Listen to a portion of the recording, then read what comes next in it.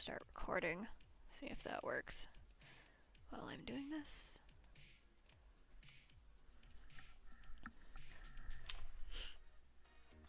Alright, so I'm going to do some tests. So I have a small piece of photo print paper. I usually use these to print off badges and small artwork, but they make wonderful tests for signing on glossy stuff. So, and if at any point you guys hear anything weird with the audio, let me know. I'm pretty sure I have turned off all of the audio on the camera, so it was fighting with me earlier.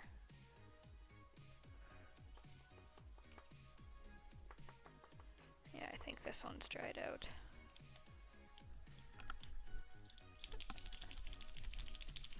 I can hear the ball, but it's either dried out or it's not enough ink left. So, fortunately, that is not a contender this time. Usually my backup is specifically this brand of Sharpie. It's got a really nice fine edge on one side. But I seem to be missing both the blue and the black ones that I usually have. So, not 100% sure what the heck happened to those. I had a blue one. I do have a black one, but the ink is kinda on its way out. You gotta like hold it very particularly. And it takes a couple of strokes to get it going. You gotta do it slowly, otherwise it streaks weird. But this one dries quickly, and it's pretty stable, so we'll see. It'll be a backup in case I need it. So, it's very weird. Sharpies are like, oh, we're permanent markers, but all of their different styles of marker are all different. So, like, there is no weirdness there, nothing streaks, and I realize that's actually extremely hard to see. Do I have a zoom? I have a zoom. Haha, we'll zoom down for this.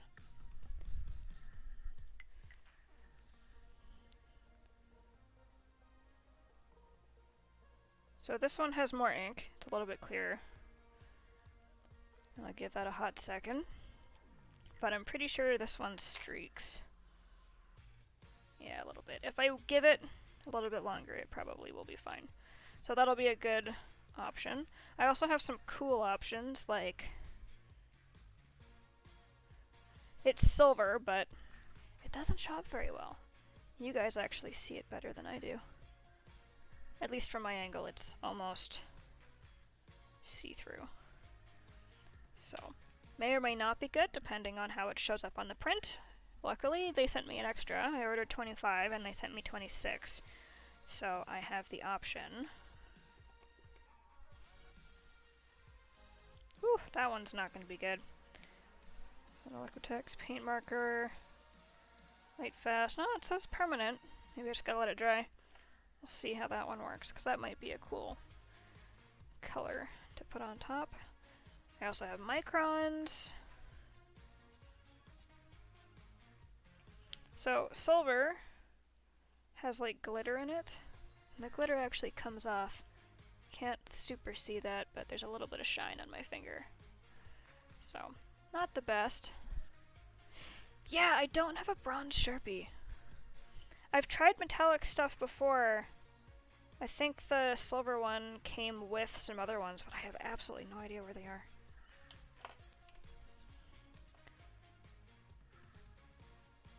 Huh, the micron is actually really nice. And no bleeding. This one is too thin, but that is a Copic multi-liner.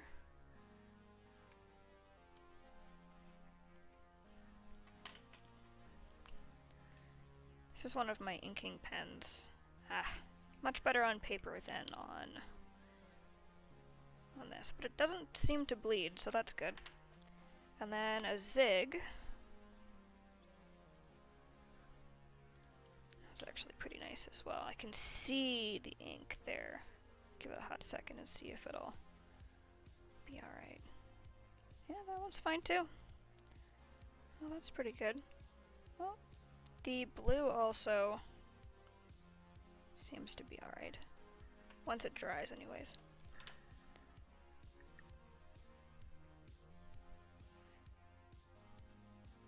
Yeah, I'm not looking to go out and make a purchase. I have an absolute shit ton of markers and such things, so my whole point of this was to just double check and make sure, you know, which ones I had, which ones were okay on top of photographic glossy paper.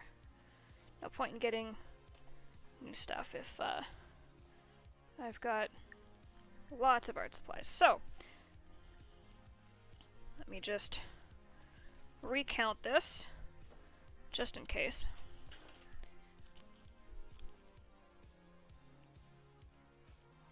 Five, 6, 7, 8, 9, 10, 11, 12, 13, 14, 15, 16, 17, 18, 19, 20, 21, 22, 23, 24, 25, yeah. So I have a bonus print. This will be a personal one that I will keep for myself. And it gives me the opportunity to try right on the holographic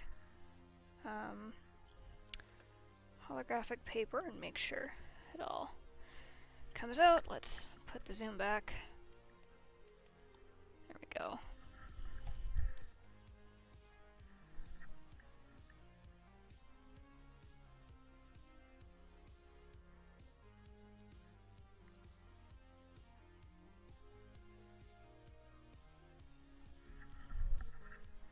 Oh, stream crashed. It shouldn't have. No, it's still going on my end.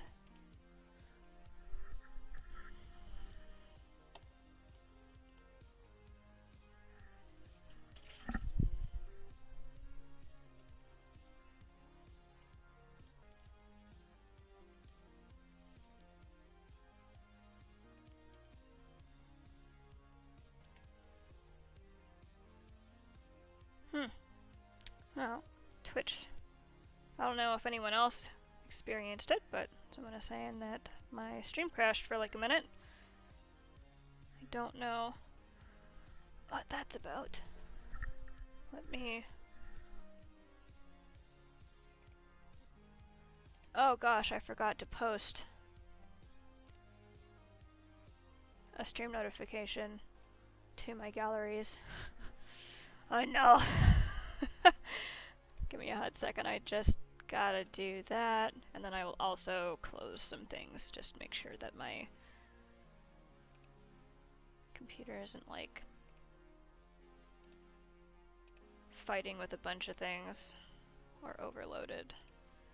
Just turn off that and that.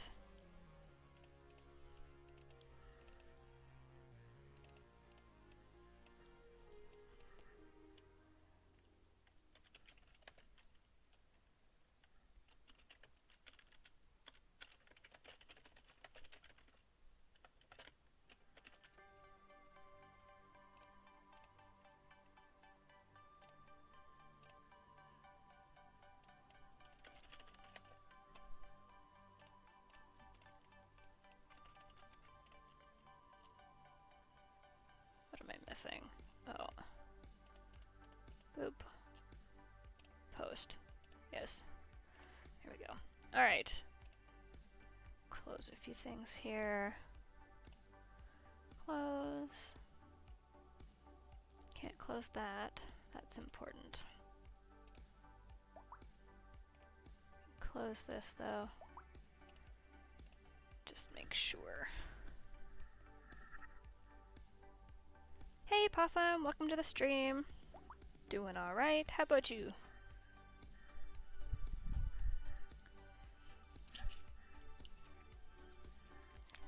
Alright, so I'm going to bring back all of these markers.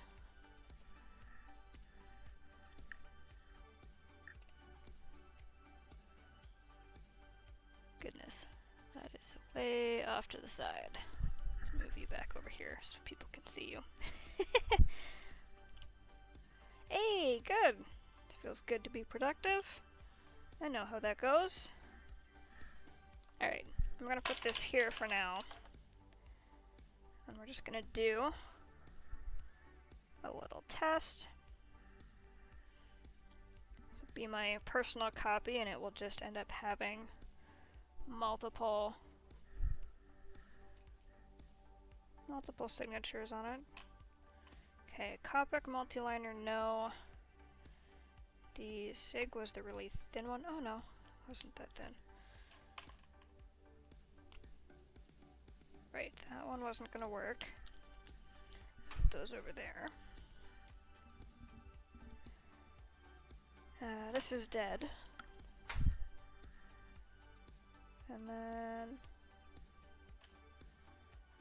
that one I'm gonna say no, because it doesn't have enough ink.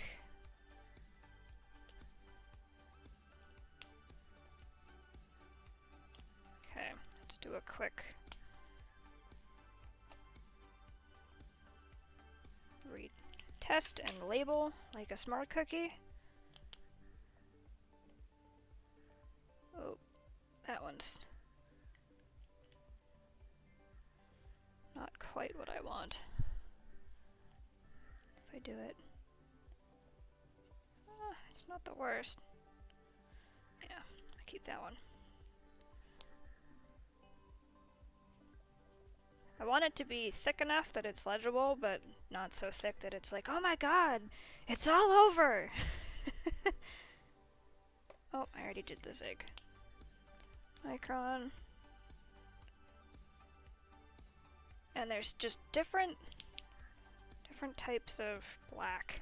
Like, this isn't gonna focus properly because I have that turned off, but as you can see, hopefully, maybe.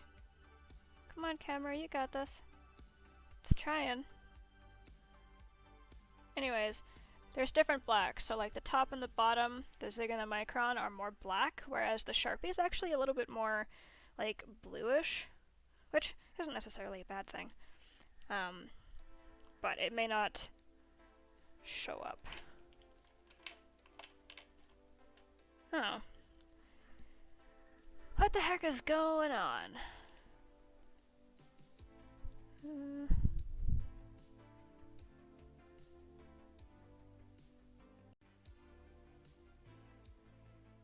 Okay, let's try recording again and seeing what happens.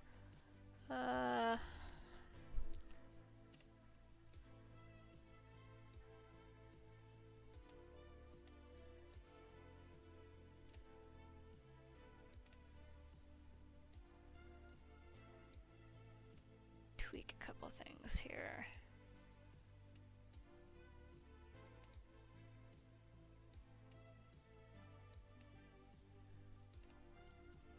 Alright, hopefully that works. Okay. Now, let's do a little test.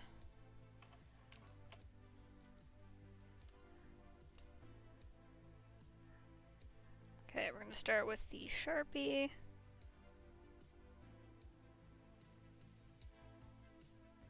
Oh, that actually shows up alright. Not too distracting.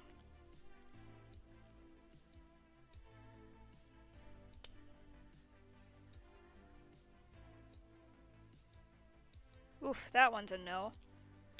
I can see that one.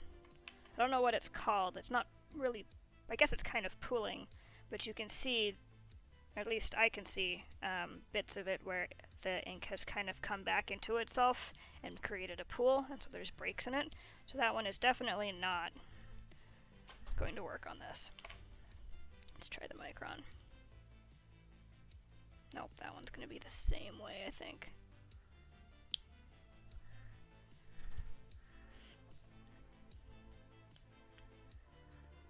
Will do.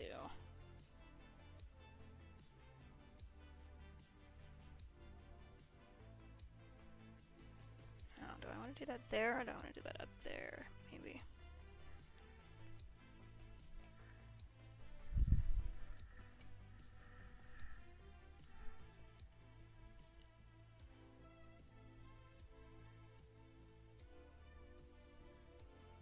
Nope, that one's not gonna work either. It'll sort of show up, but it's not. It'll be too distracting. And the blue, I'm going to say no, unless I want to do something, I don't know, special. Pretty sure it's actually fluorescent, so it would actually glow. Where's my little thingy?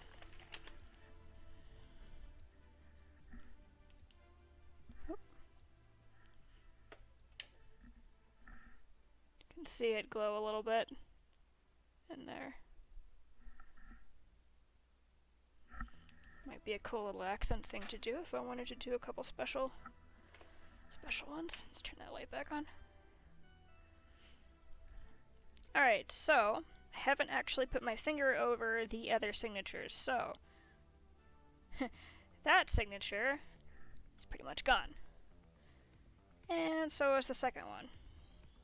So it looks like Sharpie wins. And I didn't do too much damage to this print either, which is good. Personal copy, and it still looks nice. Alright. Going to put that somewhere. Small apartment woes. Where the heck do you put anything? Okay. Move that over there.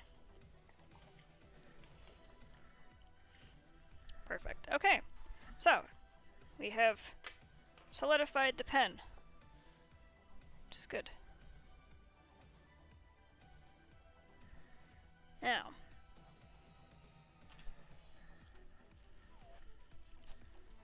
let's pull out our first one from the package here to officially sign. So we've got 25, I mean technically 26, so I will, so my plan is to do my signature and then write LE and then the number out of 26.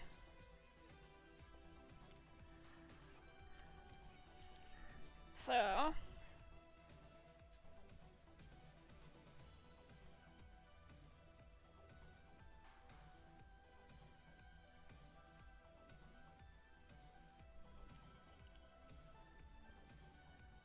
this will be 2 out of 26.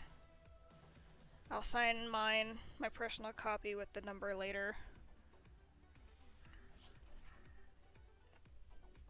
But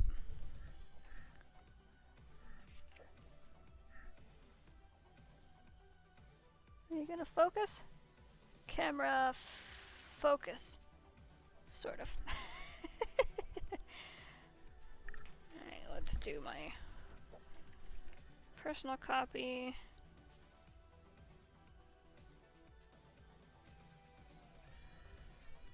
There. And those are pretty fast drying, but I'm still gonna overlay them a little bit so that they're not touching the signatures when I lay them down, just to make sure. Can never be too safe.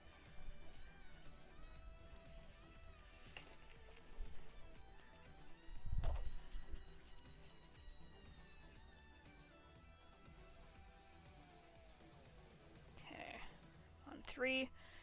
Making sure that I remember what number I'm on, because I'm going to be taking questions and whatnot while we're doing this, and I don't want to lose track. So I hadn't seen any questions posted on socials when I put the call out. So if anybody has any questions about me, my art,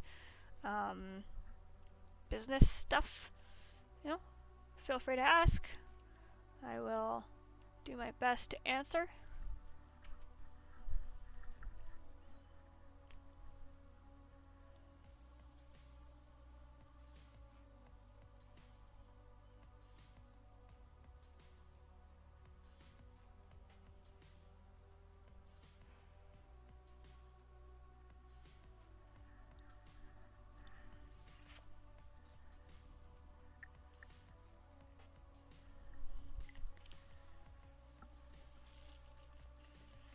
Number 4. Oh, how long have I been running my business? That is a good question. It wasn't like a clear, I have started a business. I did a lot of freelance work here and there, like 2010 or something like that. And then eventually it was something that I ended up doing full-time. I ended up doing it full-time as income while I was going to college. And then it has been my full-time ever since. Hasn't been my like only job. I mean, my art stuff is like 3 or 4 different projects all under the same umbrella, so there's a lot. But yeah, so, you know, over a decade makes me feel old. And how was the printing process for these? Also a very good question. Complicated. So, when people say that if you ever plan to print something, you should start in the color mode CMYK, like, they are saving you so much trouble. Like, I did this picture in RGB because I do a lot of stuff that has digital applications, so this is like gonna be a wallpaper and available digitally, and RGB just looks better digitally. So when I took this from RGB and changed the color mode to CMYK, I had to do an astronomical amount of tweaking to get this thing to look the best it could look in that color space. So if you compare the two, there are very obvious and glaring differences, and I expected that. I've been doing printing for almost as long as I've been doing my business. So I knew I was setting myself up for a lot of extra work, but I wanted to make it functional for both color spaces. And like, you can make things look really bright and colorful in CMYK, but it's just not the way that I wanted it. So my particular want for this caused me some extra grief. So initially, when I went to go get the prints done, after all of the tweaking was said and done, I went and sent the files over to CatPrint and got a proof. Now, I'm glad I got a proof. It wasn't terrible. It's just, you're not always 100% sure exactly how dark something is going to print, because it depends on the printer as well. And since I don't have their printers in my home to test, it's not one of those things I can really know beforehand. I have printed with them before, but I haven't had something quite as dark as this. So like, there's a lot of dark crevices, there's some dark characters that kind of meld into the background a little bit, dark bits in the back here. So I'm making sure that everyone kind of showed up in the best way possible without mangling their character design in any way.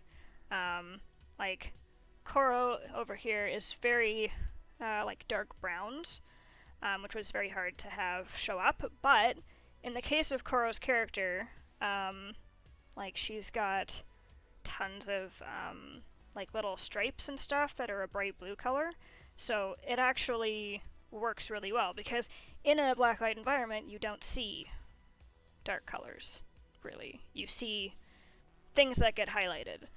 So in terms of like realisticness, it worked out really well. Omni is a bit dark down here. So I did have to do a little bit of extra tweaks to kind of make the important parts, like the face and the hands, so the pose and everything, a little more obvious, show up a bit better on the print. So I made that tweak.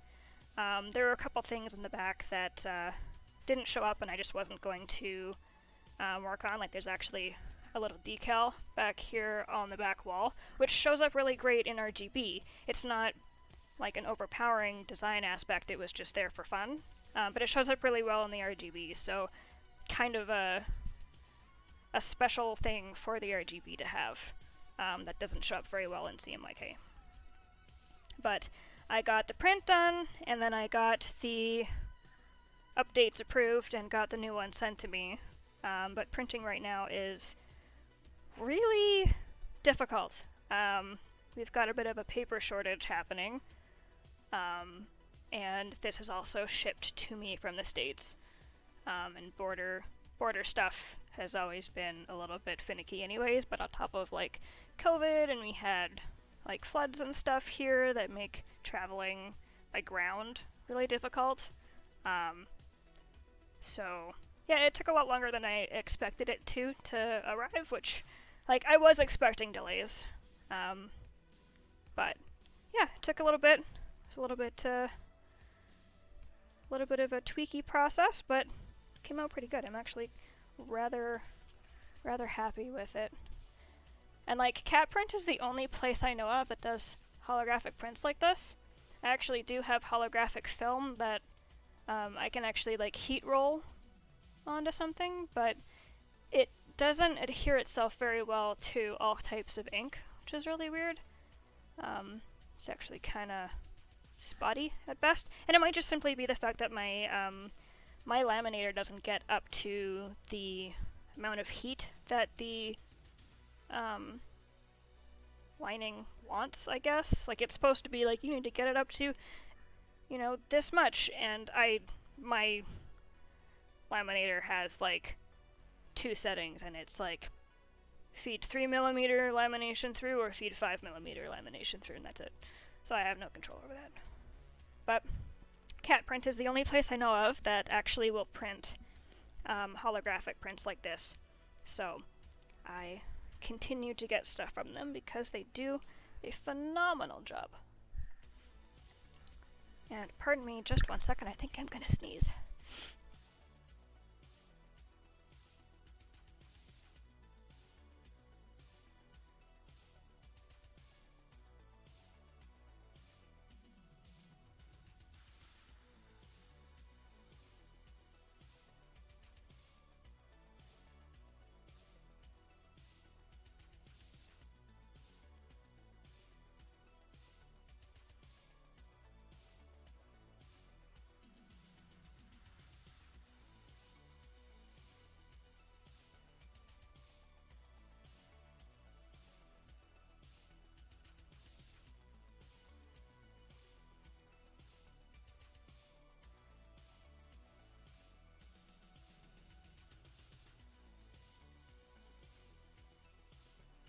Whew, alright, didn't actually sneeze, but boy is my nose a whole heckin' of a lot tickly right now.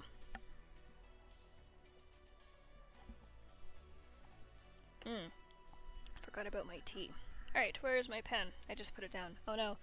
Oh, there it is. Okay, we're on number 4.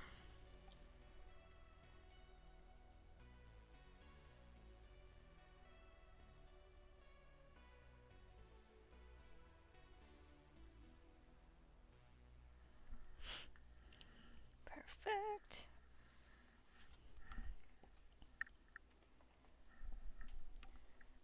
Number 5.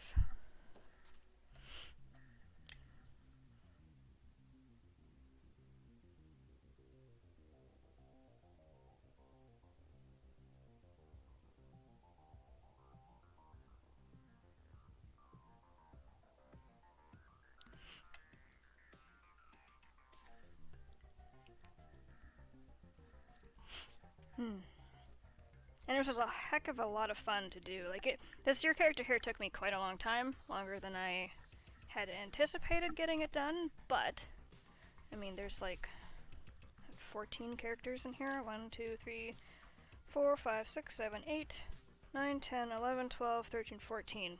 Yeah, 14, and I don't do backgrounds on the regular, so, or at least not complex backgrounds anyways. So this took a lot of time to set up. I am very pleased. Oh, excuse me. Thank you, I'm so glad you guys like it. Was a lot of fun. It's one of those things, I love doing big pictures like this, but because they take so long, it's one of those things that you kind of have to fit in the background of everything else you're doing. And I was worried that I wasn't gonna, like, get everything done. I still haven't actually 100% completed the image. I have completed the Safe for Work version.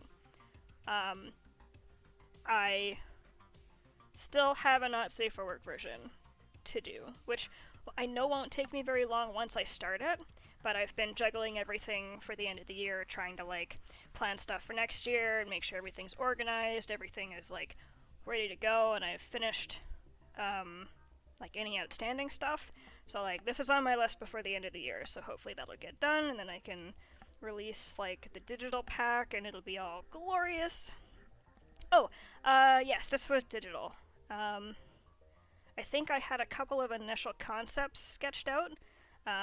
Actually, let's see if I can find it. Where's my sketchbook?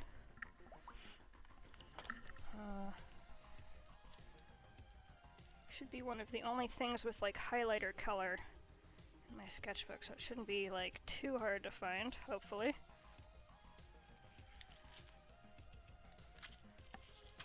Oh, right at the beginning of this sketchbook.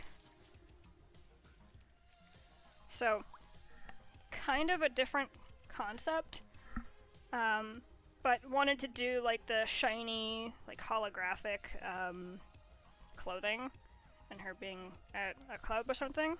But yeah, so this was kind of the initial concept, and then I decided that, you know, it would be a great opportunity to do something larger and more involved.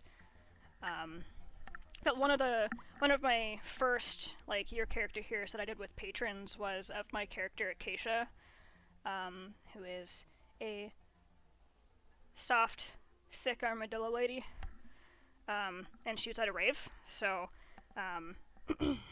yeah, all the background characters and stuff were, like, of patrons and whatnot.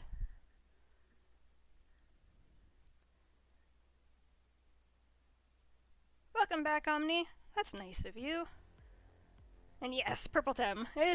Highlighter colors. I didn't really have anything else on hand, but I wanted to kind of get the feel of it down, you know? And just confirming, we're on number 6.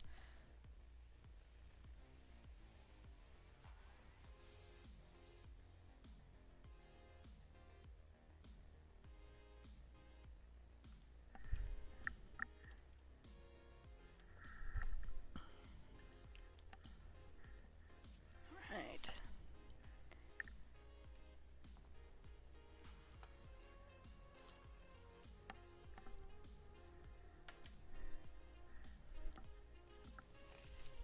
Next one.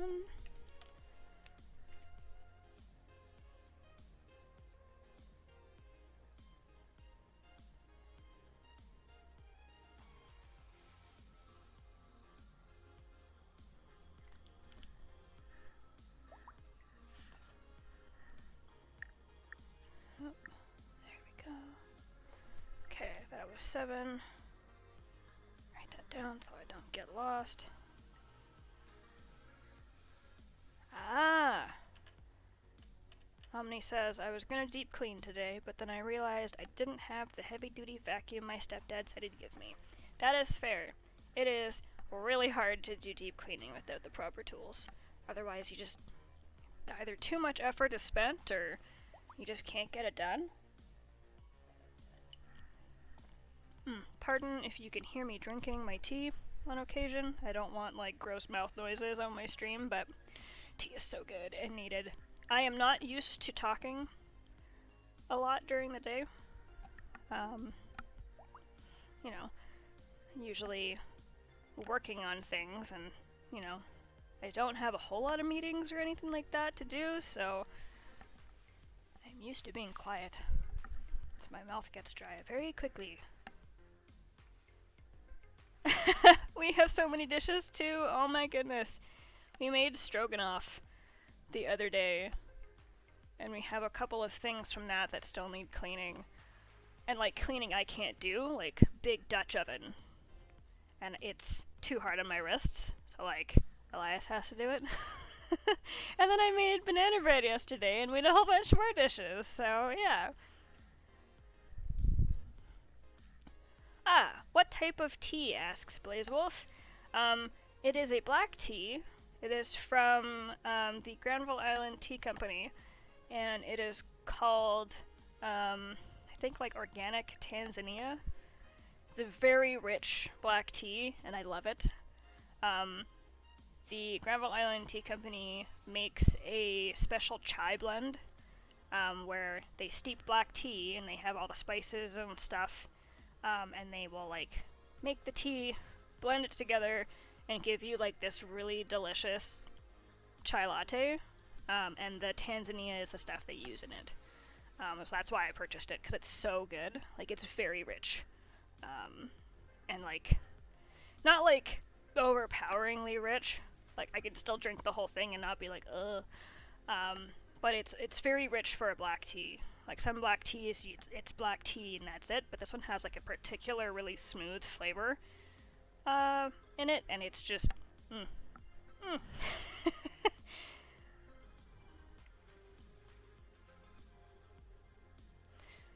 Aw. Sexal, I hope you can get your dishes done before any side effects. Yeah. Hopefully it's not too bad. I think this one might be a little bit different than the ones you had before, so hopefully I'm crossing my fingers for you.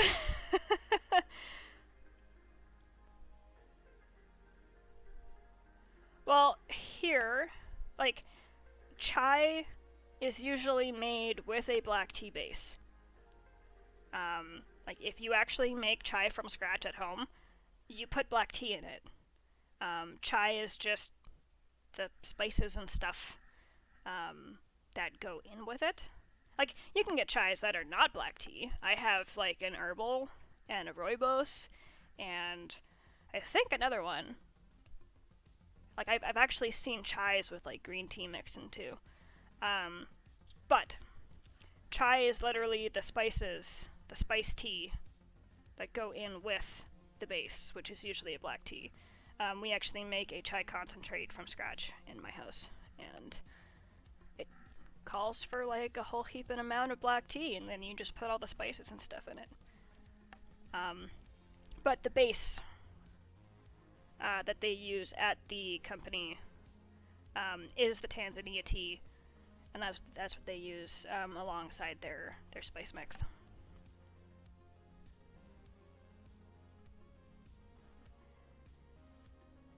I mean, black tea is a category of tea.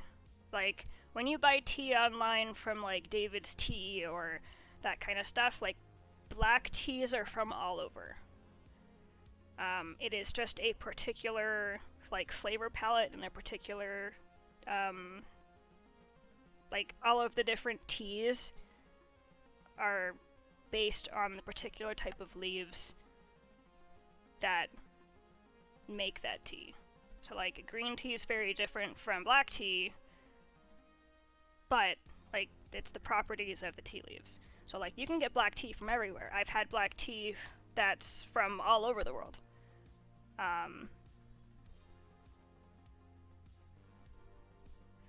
But, yeah, chai is a tea leaf brewed with spices.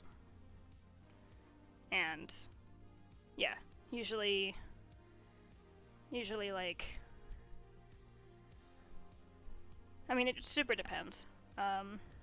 But I personally love me some some potent chai. Like stuff that is hot, spicy. Love it. Though I also really like stuff that's really sweet too. I like both. But yeah. I am on number 8.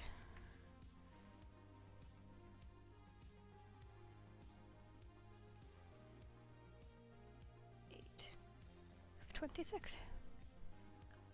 More TemT content. Ooh. I don't know what I could do. I mean, if you check out my Instagram, one of the featured like things at the top, the little icons under my profile, one of them is actually tea related or food related. And there's like, I went through and I reviewed all of David's tea's like sample pack of chais almost every day for like 12 days. There was a few breaks in between, but yeah, I did like a review of tea there, and yeah, surprisingly, I don't like a lot of their chais. They're either like too soft, or they just have different flavors I'm not super interested in. I don't know. Like, there's like a maple chai, and it's just not.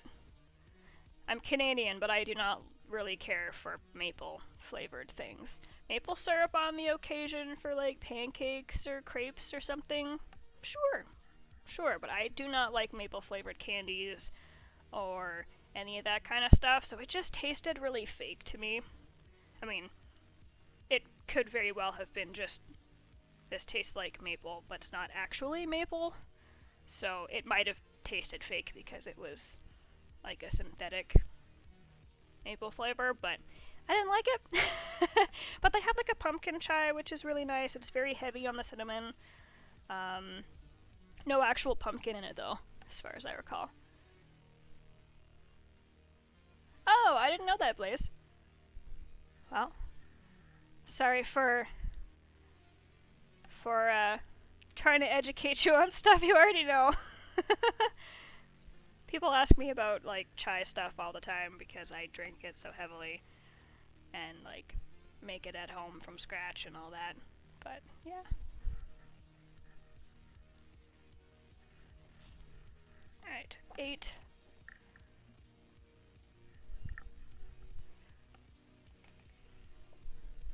Nine.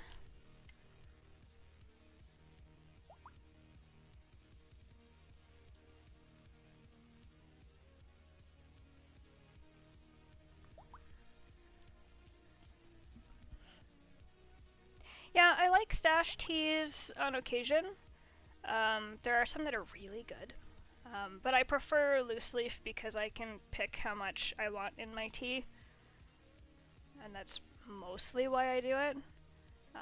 A lot of them tend to taste a little bit better to me than like tea-bagged stuff, unless it's like specifically fresh leaves in tea bags and not like the stuff that's ground up into the finest powders to get put in a tea bag. That makes no sense to me. But yeah, I like David's. I actually ordered a spicy black chai from the Granville Island Tea Company, and I did not like it. It was not spicy at all. Like, Tiavana used to have a really, like, you start to sweat after like 5 minutes because it was just, there's like peppercorns and lots of ginger and like other stuff in it, so you're like, oh, this is so good and spicy, oh my god, and then like 5 minutes later you're like, oh, I'm really warm. I don't like all of my chais to be that spicy, but like on occasion it's like, this is what I want, but I can't find anything that like that anymore. I don't think Tiavana really exists anymore, or at least I don't see it around anymore. I think they had like some scandal or something and mostly closed down, maybe? But it was a very good chai, even if it was named sorta dumb. was like Bollywood chai or something like that, and I was like, really? You couldn't think of a better name than that? Okay, we're on number 10.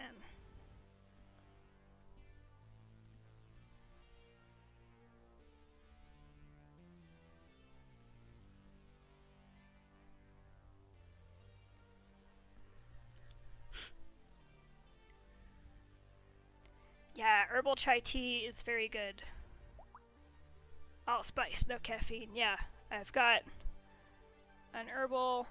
I think it's herbal. I have one that is either low caffeine or no caffeine, so that I can have like warm chai in the evening and not screw up my sleep schedule. I'm glad. I'm glad that that you appreciate that I try to be educated about what chai is. It's just interesting because we say, or at least most people in English-speaking places say chai tea, and you're basically just saying, like, tea. Tea. And it's just really funny to me. The little tidbits you learn when you delve deep into the, you know, tea levels of the internet, and you're like, oh, I want to learn more about this, because I really like it. And then you just find out that you've been... It's like saying ATM machine. There's already machine in the name. Like, but we still say it.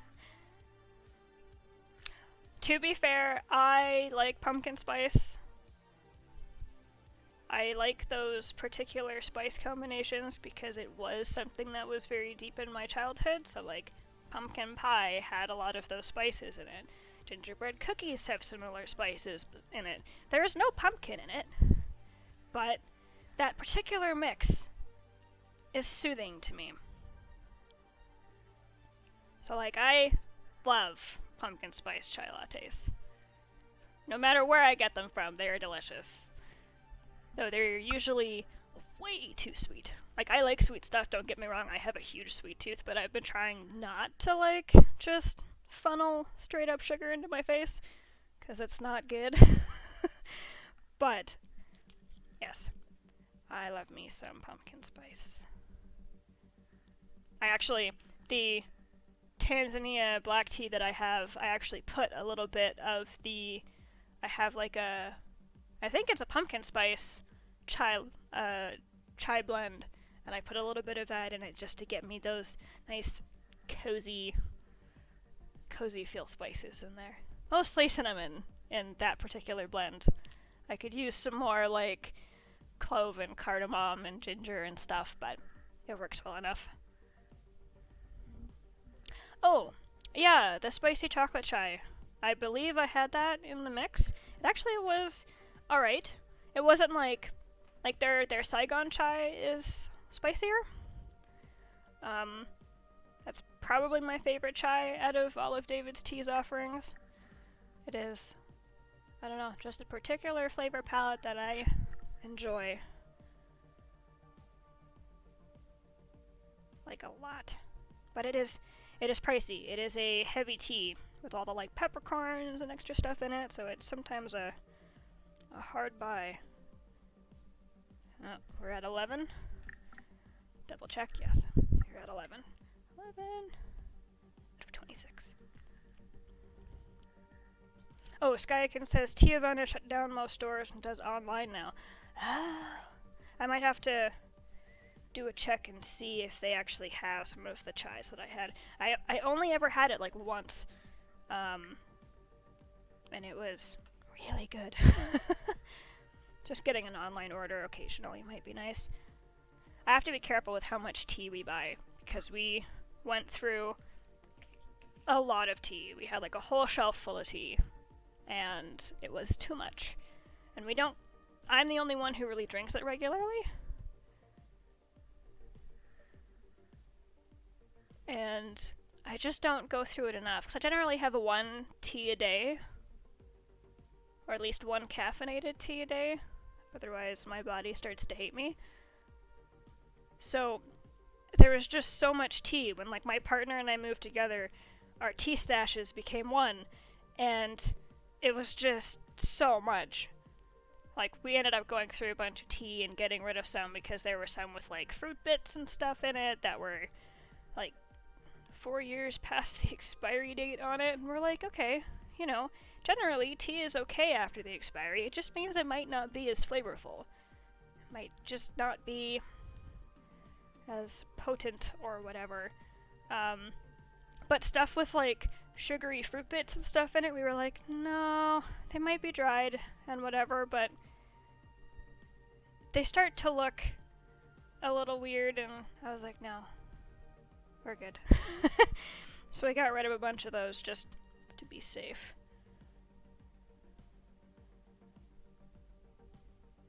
Oh. Hello, Sharpie. Come back to me. Here we go.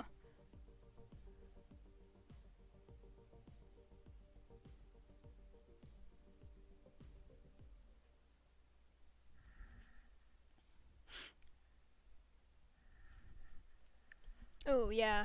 I like chais to have heavy ginger as well.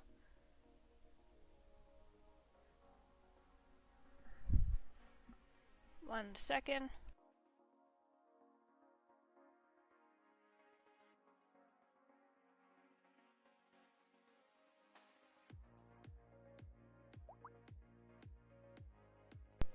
Alright, there we go. I am back.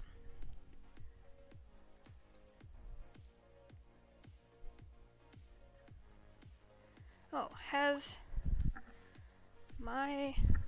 There's supposed to be a bot that puts something into the chat like every 20 minutes. Not Pretzel, but like Stream Elements. Or not Stream Elements.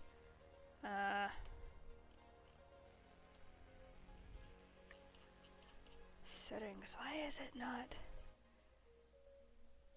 Reply command. It's supposed to be on a timer. Every 20 minutes. Interesting. But it doesn't seem to be doing it.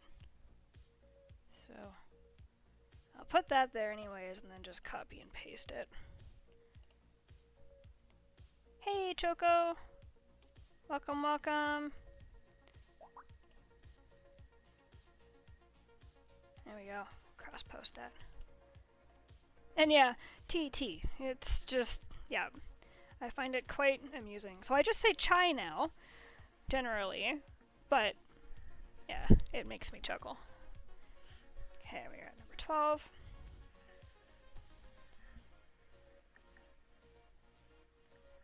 Let me update this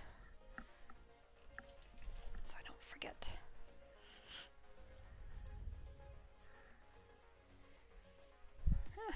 We're about almost halfway through.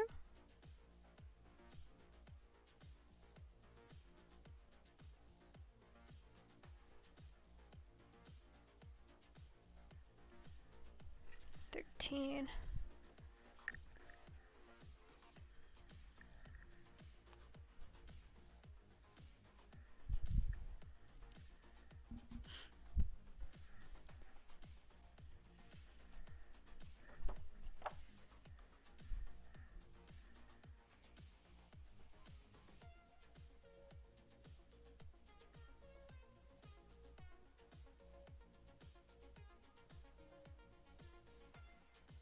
$13, $14. 14 of 26.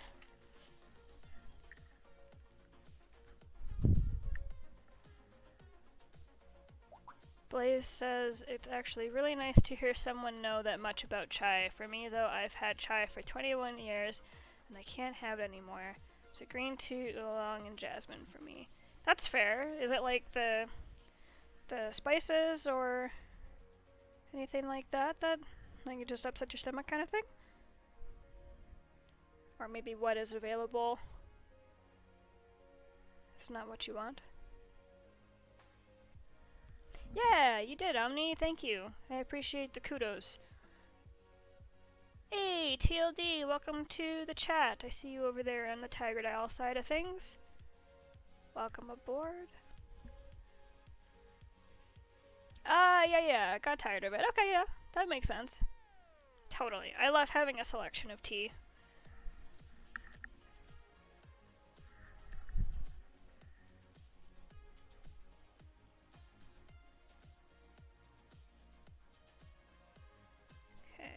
15.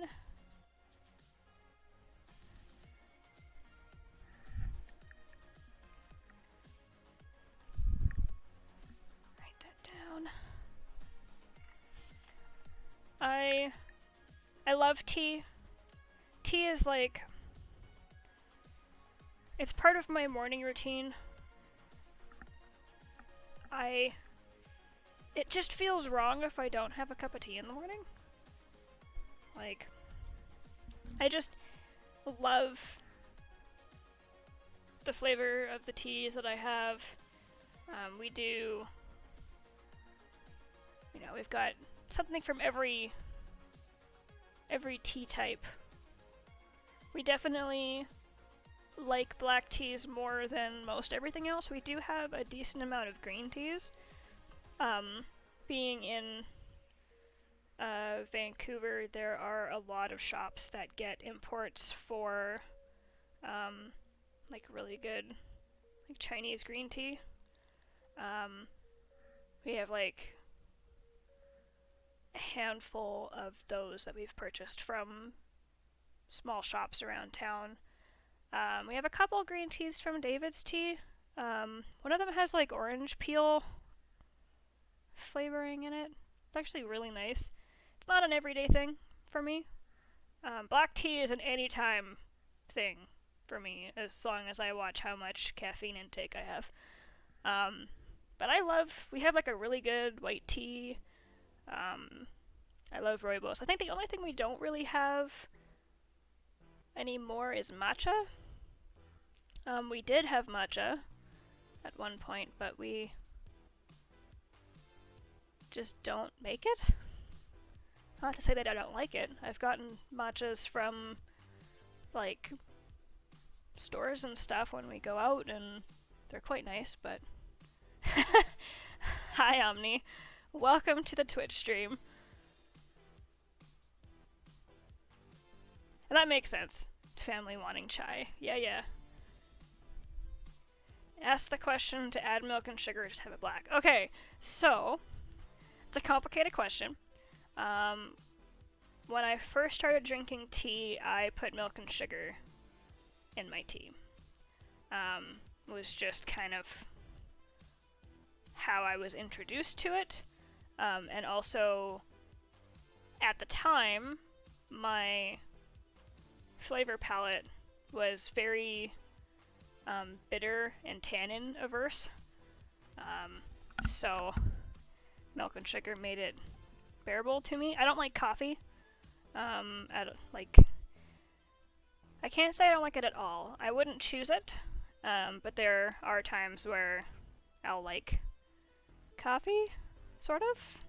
But I definitely need to have like sweeteners in a coffee. It's my face feels like all of the moisture's coming out of it. My partner loves coffee and is a huge coffee nut. And it smells amazing. Like, I love the smell of coffee, but I don't drink it. But over the years, as I'm getting older, my taste is changing. And I do actually like more bitter things. I don't put any sweetener in my tea anymore unless it's like we're out at a restaurant that has, like, in my opinion, not as good tea bags. And it's just makes it more palatable for me. Like, I'm not wanting to dunk on the tea bags, but there's just some brands that don't taste as good to me. So it kind of needs a little help for me to drink it, but I'll usually have a tea if we go out for something breakfasty. When we did go out for something breakfasty, like what, fucking years now. But now I put milk in my tea, but I don't put any sweetener in my tea. And I have had teas without milk. I go without putting like a dairy product or something like that in my tea. If I'm having problems with, like, if I'm having stomach problems or whatever. Actually, I'll avoid tea altogether if I'm having stomach problems. But I have lactose-free milk. And because of the enzyme that makes it lactose-free, it breaks down the lactose, makes it easier to digest. The milk is actually sweeter than, I guess, regular milk. So it's enough. It's like it's not a lot sweeter, but it's enough that it makes a difference. I don't put any other sweetener in my tea anymore, and will drink it black on occasion. Certain teas I will drink without milk, obviously. Like, I don't put milk in green tea. Rarely will I put milk in white tea. Depends on the tea as well. Some teas just don't taste very good with milk. They taste better without. Like certain herbals and stuff. Certain rooibos teas we have, I'll be just like, nah, just drink it straight. We have a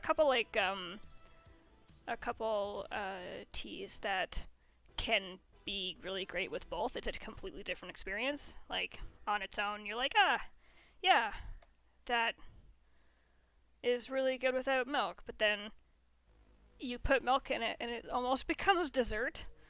And I kind of love it. And yes, Omni, I love tea. I love tea a lot.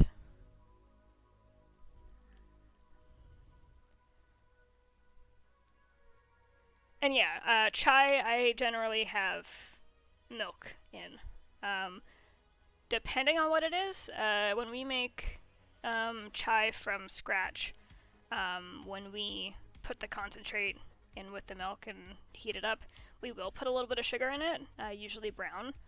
I mean, I put brown sugar, my partner puts white, but I prefer brown sugar. But we also tried it's like a barista chai blend that you get in a little carton. And it was one that my partner used when he managed a coffee shop. And it's actually really good. It's got honey in it, which is really, really good. You can taste it, like the sweetener is, like you can taste the difference. At least I can, I don't know. Okay, we're on 16 here.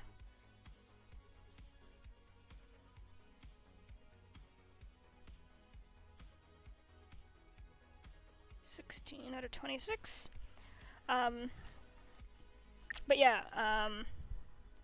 it really depends on the tea and how I'm feeling, but I do like milk in my tea more often than not. It just makes it smoother. It's a nicer experience for me. But I have had coffee as of late. Actually, I've been having dirty chai, which is coffee and tea. It's like a shot of espresso. Not espresso, espresso. A shot of espresso in with chai tea. Chai. Which is interesting. It's sometimes more than enough coffee. For me, it's like sometimes a little too much. No, that was 16? 16. So we're on 17.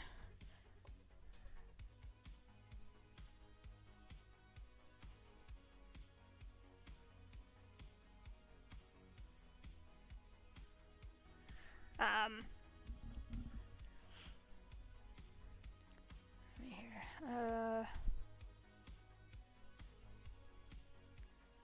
Omni says I prefer coffee with a little sweetener, but I can drink it black if I must. I rarely drink coffee though. Sexo says I'm enjoying the hot beverage discussion. Me too! It's also just very much the season for hot beverages and hot meals. A little bit colder. Kashmiri chai. I have had a Kashmiri chai from David's Tea. It was very good. I quite like it. I think it was one of the top ones when I did my reviews on Instagram. When I did I did their sample pack, their 12 days of chai. Yeah, it was very good. I quite liked it. The particular flavors were very nice.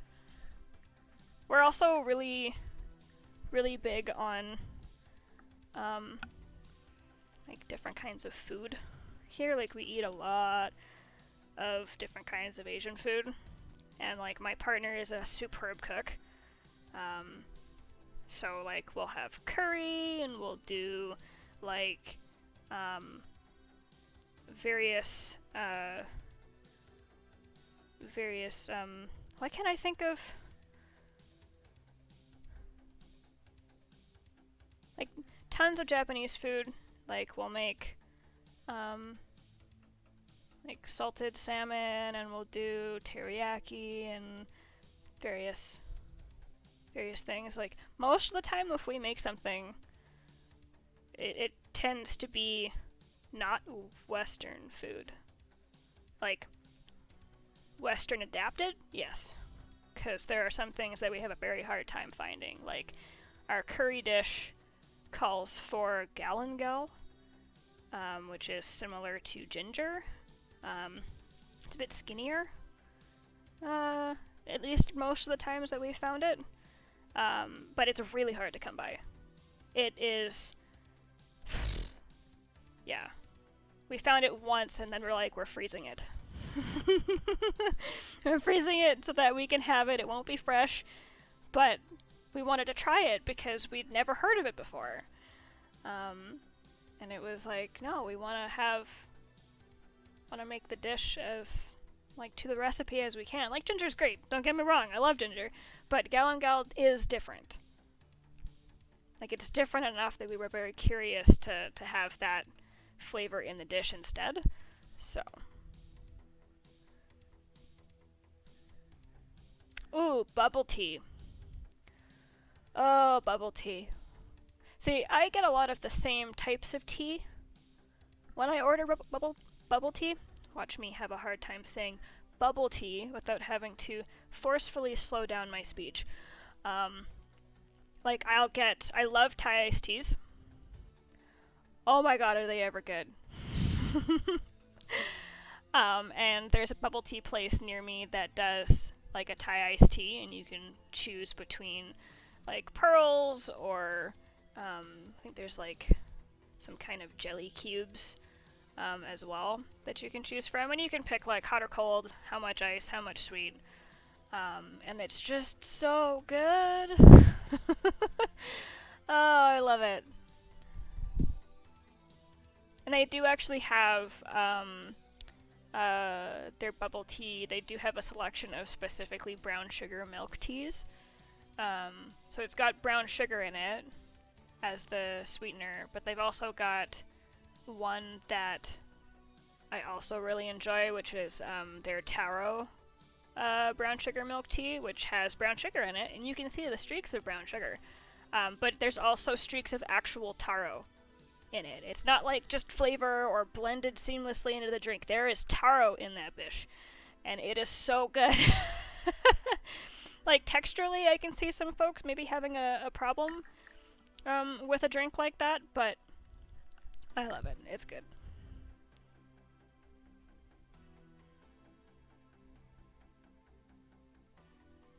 Man, I just looked at the number and I've forgotten it. We're on 18. Okay. 18. 26. Yeah, espresso shot and chai. It's something that I think, I don't know, Western society has had for a while. But, like, I didn't know that that was a thing you could order. Like, it's not on anybody's menu lists, like, at all. Oh, sorry, TLD, I just saw your message now. Every time I see this piece, I'm struck by how sexy Tem is. Thank you! I love drawing her, in all of her forms. She's my muse. But yeah, dirty chai is, like, never on a menu. But, just, can I get a dirty chai? And most of the baristas are like, yeah, how many shots? But yeah, it's very interesting. Like, I like it. I found out about it because my partner got really into camping this last year, because, I mean, outdoors was one of the things you could do during COVID. So he got super into it, bought a lot of stuff, and, like, went out and was looking for stuff you can take with you on the trips. and he actually came across a company that makes a dirty chai powder that you just put into your drink, and it just about seamlessly dissolves. Like, you might get a little bit of sludge in the bottom if you don't stir it really well, but it's really good. I don't know. It's really good. And there is, like, some sweetener, and there's some soy milk kind of powder in with it. So it's non-dairy as well, which is really great. For me anyways. But, yeah, I don't know. It has piqued my interest. So now I'm kind of interested going to different cafes and being like, okay, give me a dirty chai. And just tell me, like, I'm trying to figure out which ones I like. And do I like full? Or do I need, like, half espresso? Like, trying to figure it out, right? But it's really hard, too. Like, you have to kind of pick when you do it. I mean, I don't know about anybody else, but, you know, coffee makes me need to go. So it's not like I can just, like, go grab a dirty chai when we're going to be out of the house for hours. 'Cause then it's just not a fun time. So I generally will pick it if we're just, like, planning on coming back home after, or soon after, or, you know, if I'm just, like, going out to grab a coffee in between, like, workday stuff. Okay, I'm on 20. Salmon sashimi? Yeah. Yes.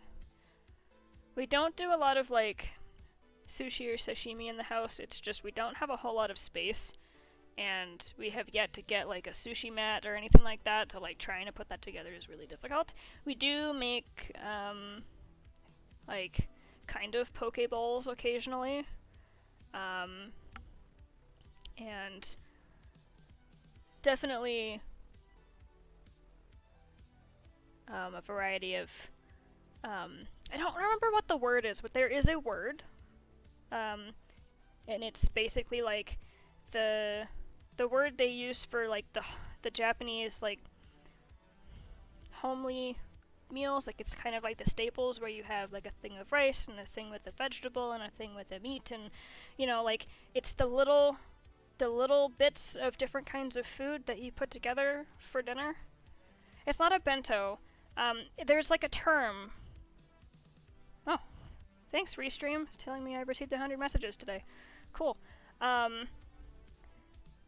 Yeah, it's got a particular name in Japanese. I don't remember what it is, but it's a particular style of meal, where you make, you know, separate things and you have a small portion with some rice on the side.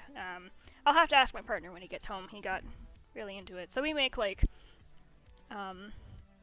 kaiseki, maybe? Maybe that's it? I don't recall. But yeah, we started doing that. We did that for like 3 months. We would just have meals like that for 3 months. We got super into it. We've got recipes, just everything. Like teriyaki. There are some things that are in bentos that I can't remember the name of. We've done hambagu, which is like pork and beef into kind of a patty. It's like a hamburger, but without the bun. And it's got a delicious sauce. Oh my god. Like, it's so good.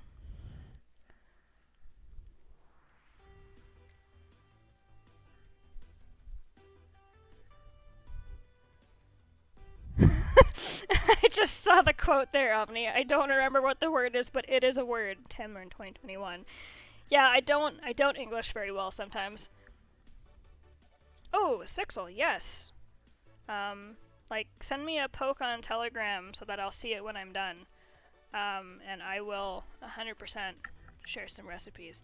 If you... I don't know if you use, like, an app or anything for food planning, but we have a bunch of those recipes up on an app called Whisk that we've shared with a few friends. I just looked at the number. Why can't I remember it? I'm on 20.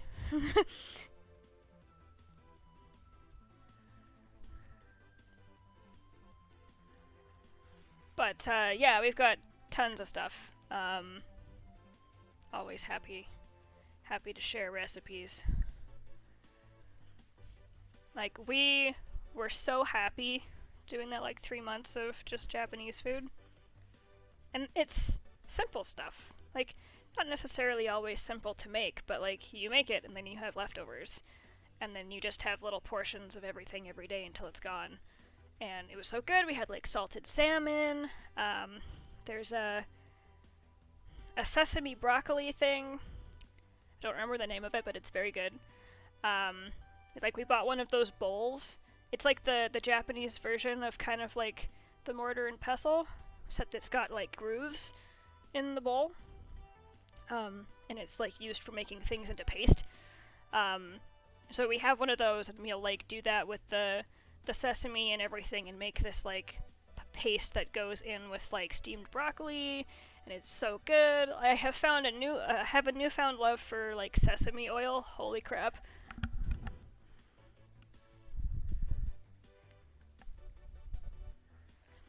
Oh yeah, I want to do street vendor stuff, but the hard thing with me is I have some really not great allergies that make it really hard to travel. There are some places that are very likely to have that I would have less of a problem with, because just culturally wheat is not used, but sometimes barley is, so like having a gluten allergy is freaking sucks. It's in everything, and then sometimes it's in stuff that you doesn't even really tell you that it's in. I can do quinoa, yep. Quinoa is very delicious. I actually have quite a bit that I should cook up on our shelf. 21 out of 26. I love rice. Like, we're fine with rice. It's just making sure that if we get a sushi rice, that we make sure that it's... Because sushi rice is generally coated with something that makes it stickier. And that coating can sometimes have gluten in it. Which is funny, it's called glutinous rice, but actually it doesn't have gluten in it. It's just because it's extra sticky. But sometimes, depending on what machines it goes through or whatever, there might be cross-contamination, and sometimes the coating can have gluten, because gluten is a flavor binder. Which means that it's in a lot of things. Even like seasonings, like premixed seasonings and stuff, can be a pretty big culprit for that. But yeah, so it's a little hard. Traveling is a little hard without a whole lot of extra prep. But I would love to go to Japan and eat all of the amazing food there, but soy is generally not safe. We use a gluten-free soy here. And that's not generally the most available in all places, so yeah. And there's other dishes and stuff that I'd love to try that I'm pretty much guaranteed to never have in my life. So, it's hard. But, I tell ya, I would love to travel.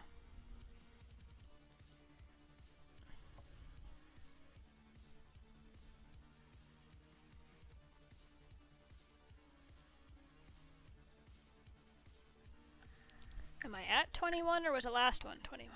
The last one was 21. So I'm at 22 out of 26. But, yeah, you never know. Might find something at some point that will make a good trip, or find enough places that have stuff that's safe. And the thing is, as well, is like making sure that it's safe, but also making sure that the people who are making it understand what you're talking about. Because there are a lot of people, even like in North America, that have no frickin' idea what gluten is. And you'll be like, okay, well, does it have wheat in it? Does it have barley in it? Does it have, like... You pretty much have to get them to come out with the item so you can check the ingredient list. And that is, it just feels bad. There are times where I'm like, just never mind, I'll get something else, it's okay. Like, I don't want to make their lives a whole lot harder because I'm now getting really specific about my allergy.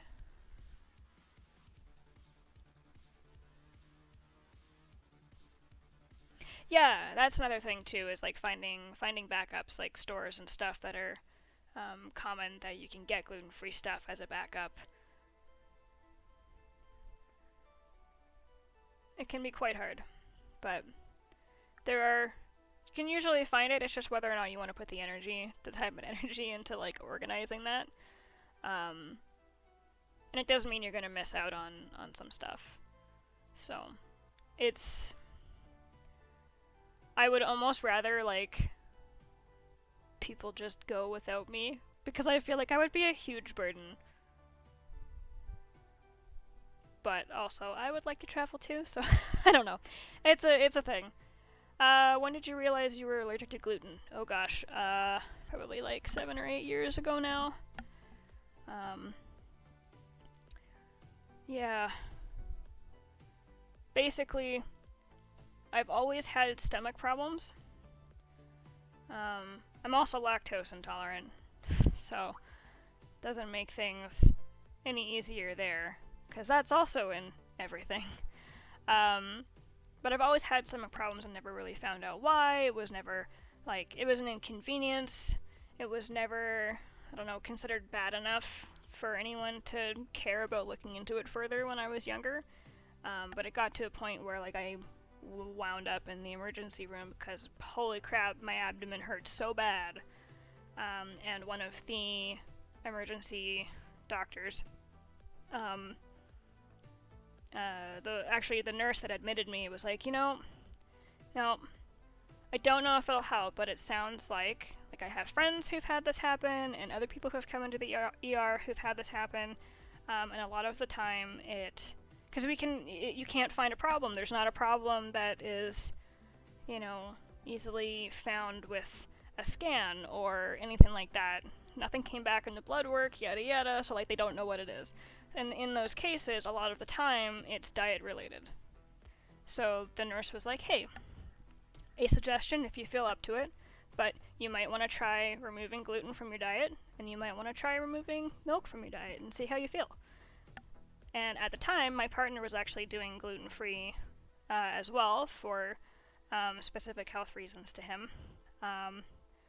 He's not super gluten-free anymore, but he makes all of our food, and most of it is gluten-free.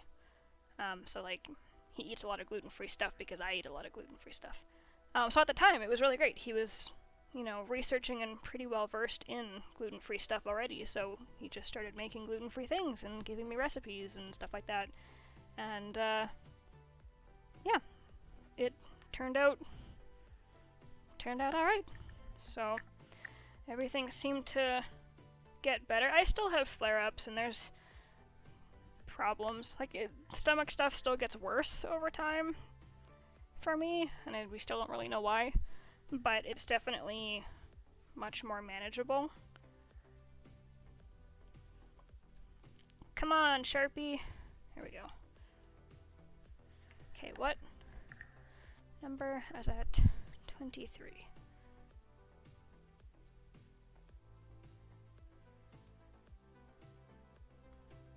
But, yep, not eating milk and not having gluten. Much better. Much, much better. Like, I basically have IBS, is what doctors have told me. I have an irritable bowel, and I have an irritable bladder. And so if I have too much caffeine or too much, like, I could think caffeine and alcohol for the bladder stuff is, like, the big ones. Because it's acidic, I believe, and can cause irritation. So that sucks. And it also causes that sort of stuff in your gut as well. And then, on top of that, the gluten and the lactose. And there's other things that I kind of avoid.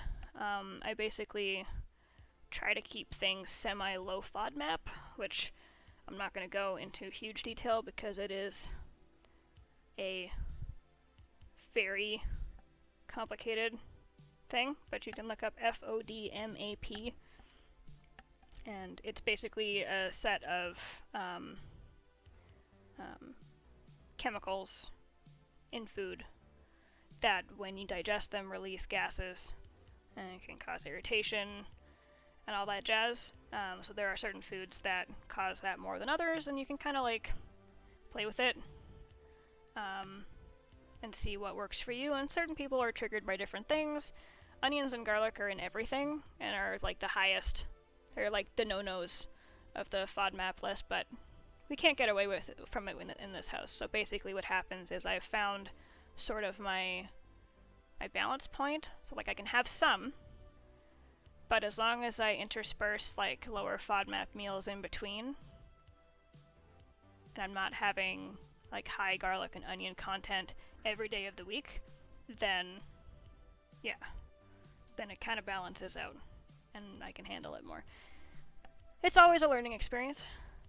TLD says, so you're pretty much allergic to food in general. Yep, it is true. That is also something my partner and I say a lot. Oh, well, it'd be great if you could just eat food. Or like, you know, well, it's hard to find a place because you just can't eat food. It's like, yep, it is true. But we figure it out. A lot of places are becoming more aware of that. I mean, I am thankful that for a while, and I guess still, but it's been kind of a trendy thing to be gluten-free, and because of that, and there was so much demand, it pushed a lot of companies to make more gluten-free products. So for those of us who have a reaction to it in some fashion, whether it be celiacs or an allergy or just intolerant to FODMAPs, because gluten is actually high FODMAP as well, it has created better food options for those of us who otherwise wouldn't have any.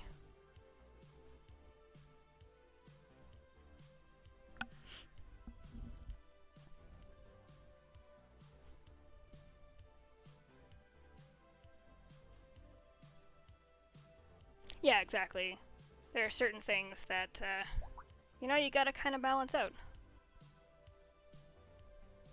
Hey, Zealous! Welcome, welcome! And no problem. There's never a requirement to be vocal in chats. Lurking is a-okay. As for clothes in the furry universe, that really depends on the universe. Everybody's kind of got different ways of going about it. A lot of strategically placed holes. Everybody's got like horns or wings or whatever. It's what creative people are for. All the fashion designers in furry worlds. A lot of custom clothing, I'd imagine, since everybody's going to be so vastly different. If you live in an area that's like high population of a particular species, then you might be able to make a line of stuff for that particular species, but lots of custom work. Everybody's got different things going on.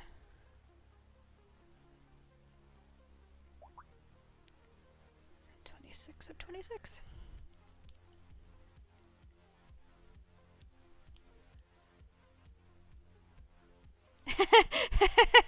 I take it that boo is for strategically placed holes, Sixel. But it's true.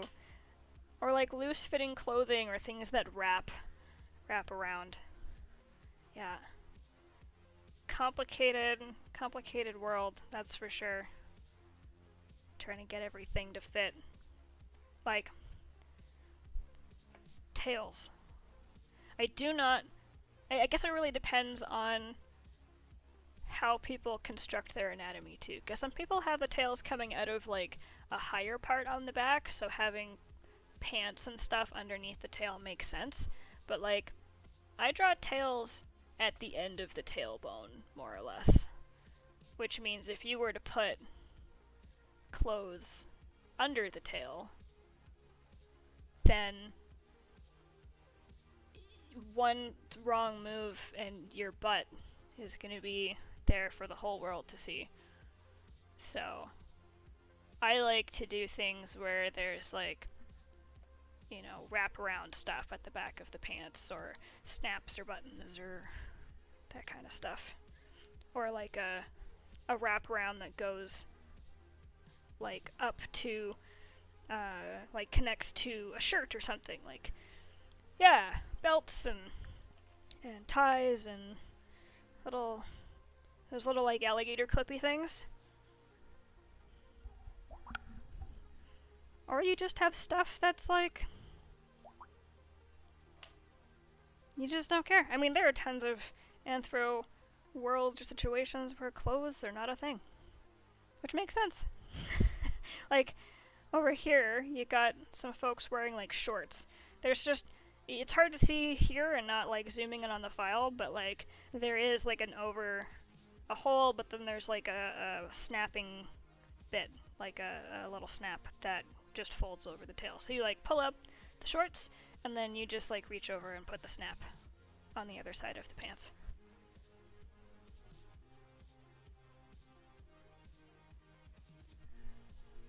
And like for some of the bathing suits and stuff, like this character down here has wings, so like you can't have anything that comes around the bottom, not as easily anyways. So you tie at the top, and then maybe you tie it to the bottoms, or there would be some kind of little harness bit that goes around the wings, or something like that. You're like, you have to get creative, because there are appendages in the way.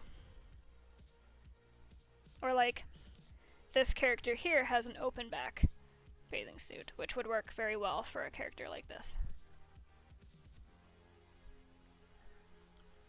So, yeah.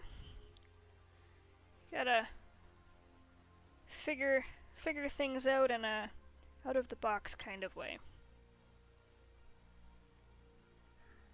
But yeah, this is 26 of 26.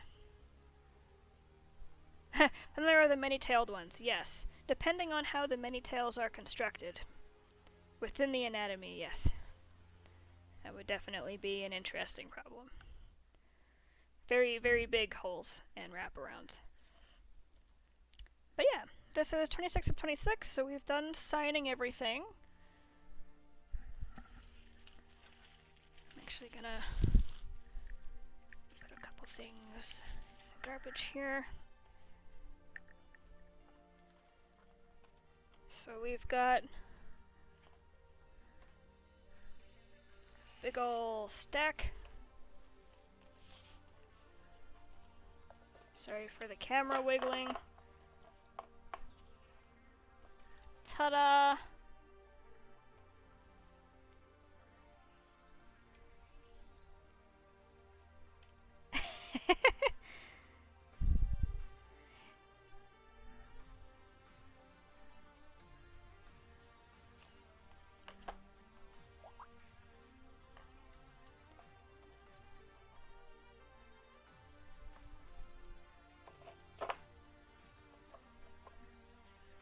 Yeah, move that over here.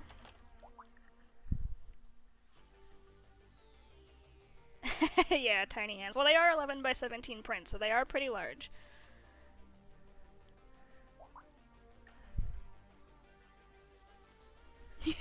Nothing to lose but your pants. Yes.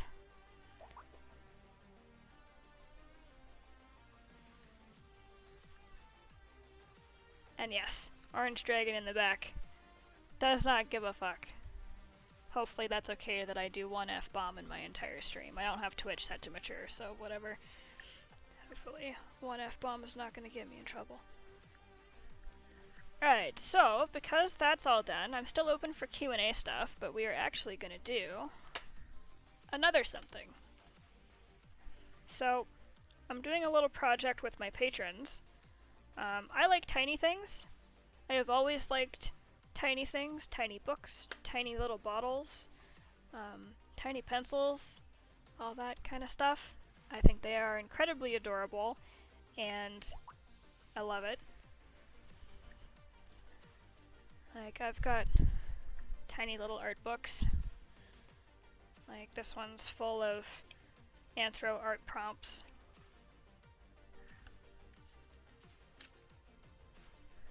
I like the idea of working with a tiny canvas. You are limited, you know, there's only so much space. I find it quite fun.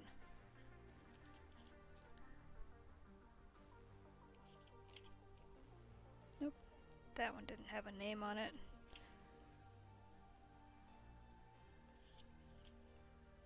Little Sloth. I haven't finished that one, that one's actually been a while, but I was on a coffee kick.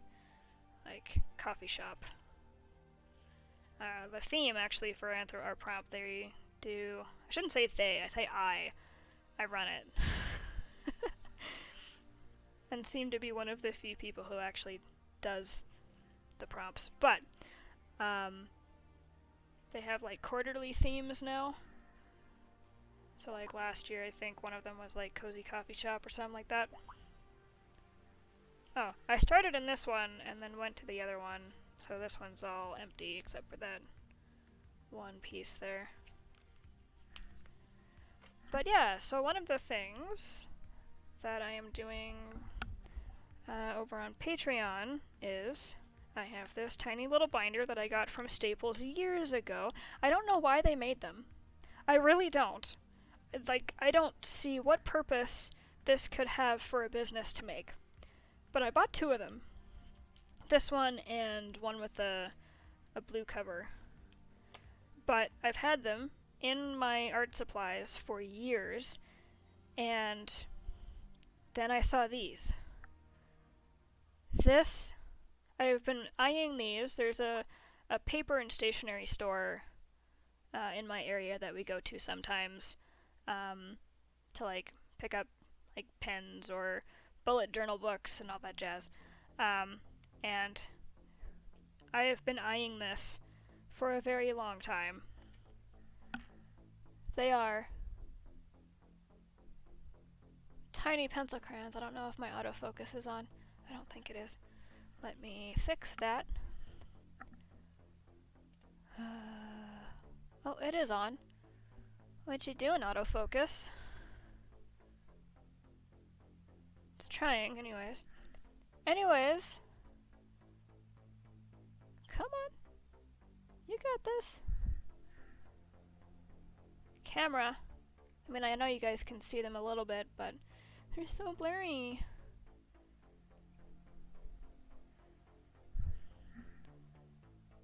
There. Oh, tried.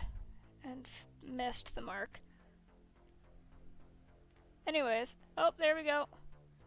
They are tiny pencil crayons. And I love them. I love them so much. I mean, sure, quick notes, but this is tiny. Like, this is business card sized. Not even. It's just a little bit bigger than business card size. Quick notes and something this small, I would rather get, like, a lined book. Like, small journal size, like something like this. It's still small, but you can still, like, write enough stuff on it and continue on later if you know, figured out there was something else you wanted to add to it later. Oh, Vistaprint's probably the cheapest. Cheapest for, like, decent quality. I get most of my business cards through them. I did get some with fancy accents. I have, like, a business card. It's like a membership card for patrons who reach, like, a certain point. It's got, like, shiny stuff. Actually, let me see if I have one over here, because I can show it on camera. I don't think I have one here. I think they're in... Oh, actually, they might be in here. Pardon me while I go through some stuff. Oh, not that box. This box, I think. Yeah. So, let's put this down. So I purchased a small selection of fancier ones. They're not like the best quality, but they are decent. So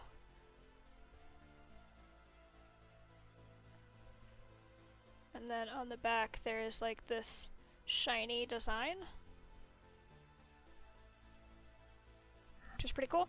But it really depends on what you want for the business cards. So a lot of people will get a business card at a convention and will just take it home and it'll end up in the garbage.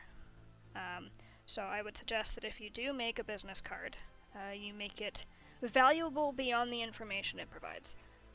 Some people put like a discount code on it, or like access to something exclusive that they can only get at a particular link.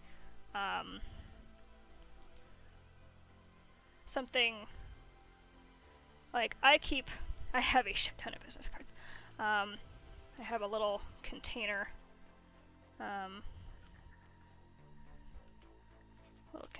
of stuff by my desk. So those are bookmarks. Some people will combine their business card with something else. So like, here's a cute bookmark from Nim Nim, and it's got like their information on the back. So it's got value beyond just the information.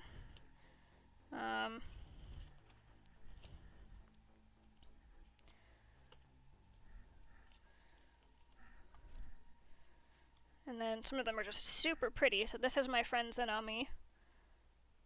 And they got these through clubcard.ca, I believe. Very nice feel. It's got kind of a velvety feel to it. So like sometimes there's just quality cards and you're like, yes, I want to keep this. This was their previous one, I believe. A little more simple. I'm glad you still have it, Sky. This one came with an enamel pin from Zanami. So some people will actually use their business cards as the backing for this. So like my pin backing cards that I did have at one point had all of my contact information on the back. That's a sticker. Like, this is more or less what my business card looks like. I think this might actually be one generation old. I'm still going through them. So they're really simple, and some of the information is... Oh no, it's still accurate.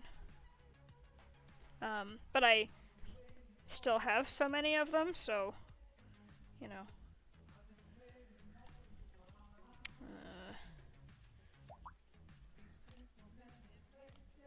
Like, Tiger Dial is not really in business anymore. Like, they still exist, but they're not, like, actively, like, doing stuff with the site. But this is a thick card. It is a very nice card. It is glossy and nice finish, so, like, it feels nice. So Temrin is a very good example. So Pixel Prism and Temrin, there's information on both sides because Caitlin does the Temrin comic, but also does like other artwork and stuff as well. And there's a coupon code on it. And then the back has like a lovely piece of artwork. If it'll focus, sort of. Come on, camera. You can do it. It's trying. Anyways, it's got a really nice piece of artwork on the back, which is one of the reasons why I kept it. I'm pretty sure the code in the front is no longer applicable. Allosaurix's business card is really cool. It's simple on the front, easy to read, and on the back is really heckin' cool artwork. I wish this camera would focus.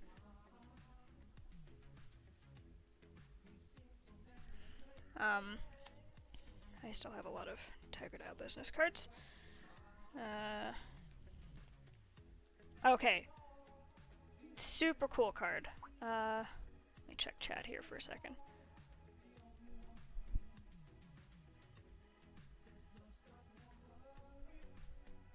Aw. I'm glad that you still have the Patreon card. I was quite happy with those. So this one's really cool. Ah, oh my god, it focused. So Eva Chu. I might be paired or might just have different projects, but it's like a TCG card style. So like if you find something that really makes sense with your business or like the kind of content that you do, like run with it. It will look awesome and be really attractive.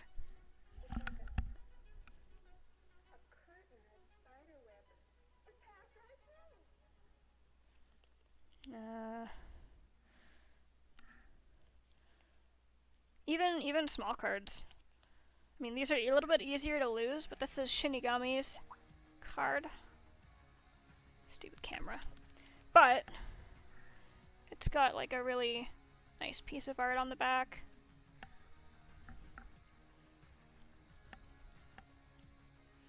But like, I keep most of the cards that I get. Everyone's got a different style. Reslin. Some nice art on it. Kimono Okapi. And they've got like some fun art of their character on the back.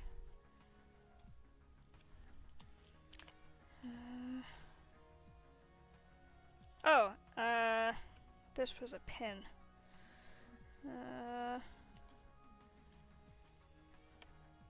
I mean, just really good composition. Black and white, easy to read, really cool artwork. Man, Dark Natasha is pretty friggin' awesome, so... Man, the camera is really having a hard time.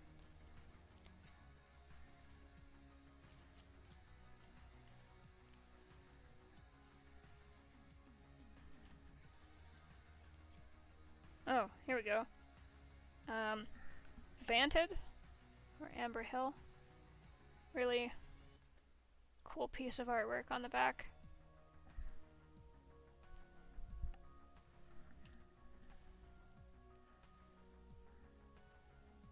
Oh, yeah.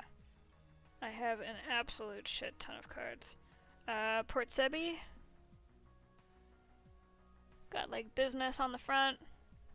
And then there's like a link to a podcast.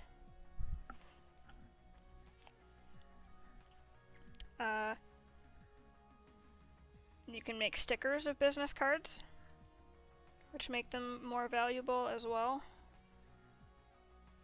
I actually don't remember this, but apparently I have a business card for the producers. I don't actually... Must have been a long time ago. But they've got like cute little art. Camera, you are insufferable. This business doesn't exist anymore, I don't think. Old. I have a bunch of cards from folks who I went to school with, but it's got like their legal names and stuff, and I'm not sure if they still go by those names, so I'm not gonna show those. Some of them even have phone numbers on them.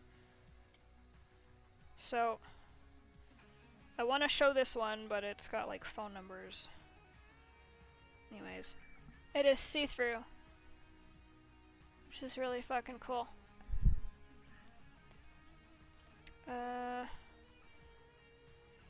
Yep. More web stuff. Whoop. My friend Mia's business card.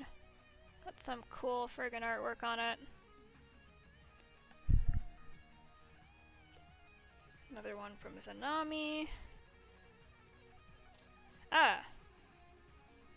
Yeah, so, again, speaking to the niche, Bernice Gordon does like indigenous styled artwork.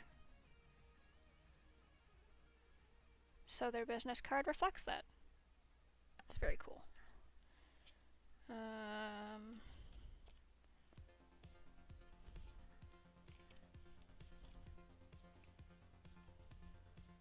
Oh, this one's I think this was some fursuiting stuff. Yeah, fursuits, props, sewing art, design, jewelry, fox closet. But it's got those shiny accents like my Patreon card does. It's got little paw prints that go all the way across the top and the bottom.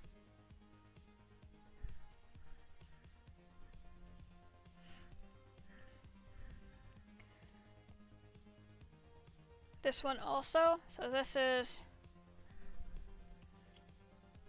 a friend of mine. I'm going to block off the phone number, but actually I don't think the phone number is valid anymore. But there's this little outline of the artwork that is on the back, which my camera refuses to focus on. It's so pretty. But it is what it is. And also, I previously showed you a business card for Pixel Prism, or the artist that does Temrin. So like, here's another version of their card. They made one specifically for PonyCons. So like, you can make more than one card. If you have more than one fandom that you are in, that is applicable. Like, I draw stuff from multiple fandoms. I used to go to BronyCons all the time.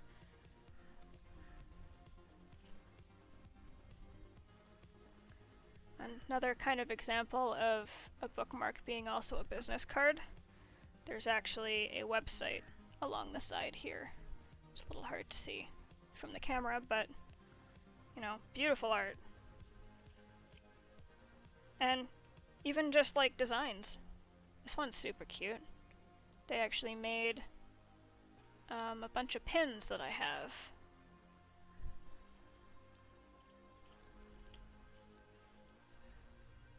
Like, these were included in a calendar Kickstarter from my friend Inkpaws. And they've got contact information on the back. And each calendar page was like an animal, an anthro character with different, from like a different region. You know, little collage. This is Onyx Angels business card.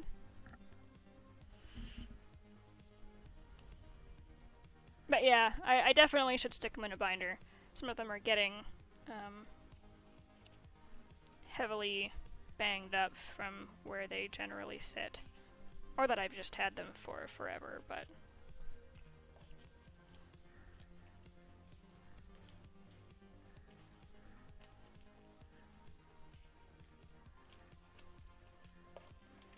But yeah, there's tons of ways to go about promotional material to make them valuable and make them something that folks really want to keep. Actually, something I'm starting to do, let me just grab. So, I haven't really shared these yet. I think I shared them with patrons, but so I'm starting to get smaller prints, more accessible, easier to fit in packaging for conventions. They're really nice. They're semi-glossy, so they're not like, oh my god, I can't see anything. But they're pretty good. Oh yeah, moo.com is a really good business card. They do cost a lot more, but the quality is super nice, and they do a lot of different things. But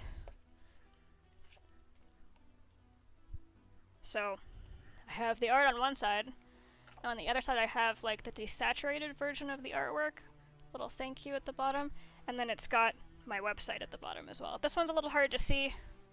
It printed out a little bit darker than I expected, but it's still legible-ish. But this one also looks super hilarious desaturated. Look at this.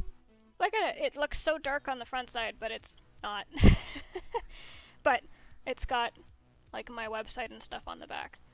So like automatically someone takes this, they'll know who did it without distracting from the front of the artwork, but it'll have like contact information on the back. So like I might not need to really restock business cards. I'll have obviously some around because people do like to collect business cards for later sales. And I do like having stuff with really cool art on it. I would really like to get through the rest of my business cards so I can order some new ones. That will look very cool and very nice.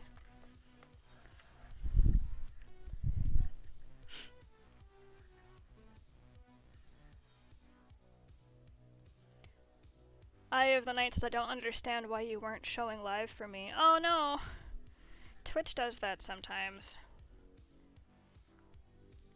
And yeah, the back of the nightclub one, the values are completely different. Like, that's one of those things that I like to look at for things that I'm making prints and stuff of, or even just composition-wise, because there are folks who, you know, are colorblind or partially colorblind, and they'll see the values more than the color. So like picking those values are really important, but sometimes you just have to make the picture too. So business cards, it really depends. I definitely wouldn't go over like $250 unless you foresee giving away a lot. I have a hard time going through a couple hundred. I mean, it depends on how busy the year is in terms of like conventions and stuff, but getting less is better in the long run, because then you have the opportunity to update the business card, put different art on it, do that kind of stuff. Even if per card it might be a little bit more expensive to get a smaller amount, not having that option to update your business card and be stuck with a mountain of old ones really friggin' sucks. So yeah, I would definitely get like no more than 250. 150 sounds great. And like really sit down and think about what your niche is, what your audience might be more interested in seeing on a business card. Yeah, doing something different, something special with it will make it stay in someone's possession a lot longer, if it offers them more value than just your contacts. And I see TLD over in the Tiger Doll chat said, Ink Paws is heart. Yes, Ink Paws is a wonderful bean. But yeah, let me grab myself here a sip of tea. Because boy oh boy is my mouth dry. Not that tea really helps, it doesn't exactly keep the moisture in your body, but some people make business cards that are stickers, some people make other things that kind of substitute in for business cards. There are lots of ways to kind of get creative with it. Yeah, definitely fun. Like, you know, little buttons. They're definitely sturdier than a business card, and you can wear it, which is like advertisement for you. I've got button pins that I have that my lovely friend Nova made for Canvas Swap. I did the art and she used the supplies and the press to make the buttons. So like I wear one of these usually when I'm out and about doing convention stuff. I only have a couple left. Have to get some more made. Go pass her some monies. And yeah, also with the alternatives to business cards if you want to do something, I don't know, it's a lot more money. But pins are popular. I don't have any more of these for sale. These are all C grades. They've got enough defects on them that I'm not really comfortable selling them, so they're kind of just sitting around as gifts. There's like underfill there, underfill there, underfill over there, underfill over here. Like, it's just not good. Not very good quality for selling, but the card itself is a business card. So when you take off the backings, it's got my website and other contacts and stuff on there. But pins are a huge investment, so like, don't get those if you're not willing to put that in. But you can include something like that with it. Like backing cards make them look nicer. I probably won't be getting backing cards for any new pins that I get. That is a personal choice for me. I am trying to reduce how much waste I might produce with my business, and backing cards do end up kind of in the trash, like business cards do, unless they provide something of value. So, oh, bye, Alice. Good luck, be safe. I don't know if you have one of those Omni, but you check and see. If you do want one, I can always figure out something. It will be a C grade pin. I don't have any A or B grade pins anymore. They're all gone. But if you want a C grade pin, I can figure out something for you and get that sent out, maybe with some other Patreon stuff. Yeah, of course. Yeah. I just don't put them up for sale because I don't want... They're just not really selling quality to put up in a store. But if folks want them, or if I want to do like a pin trade or something with somebody, they're good for that. Actually, I've kind of done a 10 box before. I actually offered to do, like, folks on Patreon could pay some money and they could like get a box of random merch stuff from me. So yeah, I kind of want to do a little bento box thing for folks to kind of pick and choose which items they haven't gotten from me and fill a box. Yeah, I could possibly send it with the holographic print. That'll work well since they're going out in boxes. I purchased... Well, I don't have them yet. But they are easy fold boxes, so they come all splayed out. You have to fold them yourself, but they're about that tall, or that thick. And the print will go in this way, and then they're like 11 by 17, so they're going to be large. They will not be something you can just get in your post box. But they are the safest way for me to get those things to people without them getting bent.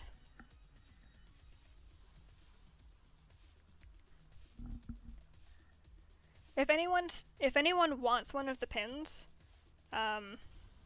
if you go to my website and use the contact form, or email me if you already have my email, shoot me a note and I'll see what I can do. I don't have that many left, so just note that. But yeah, I'm happy to sell them if folks want them. Just note that they're not the best quality. So as long as you're okay with that, and are well aware of that, then that's totally cool. I am happy to sell them off. They will be discounted and whatnot for the quality, but yeah. So, getting distracted. What time is it? 20 after 2? Oh, it's actually not as late as I thought it was. So, before I go into other stuff, I am actually going to swatch these. So I don't actually know how well they write, exactly what color they come out to on the page. So I am going to swatch these. Possum asks, do you think you will restock them? Probably not that pin. I'll probably make a different design. Like I'll probably... Like I don't sell a lot of pins. I don't sell a large quantity of the things that I make to really warrant getting a refill. So unless something is super popular in a shorter period of time, there's not usually too much demand to get more, and since pins cost a lot, pins are actually a pretty big investment. It's not usually worth it to restock them for me. Other artists do because it's worth it for them.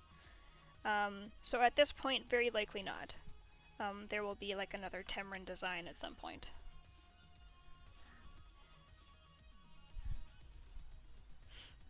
Alright, maybe let's move the light a little bit. Alright, let's start with those, and let's organize these.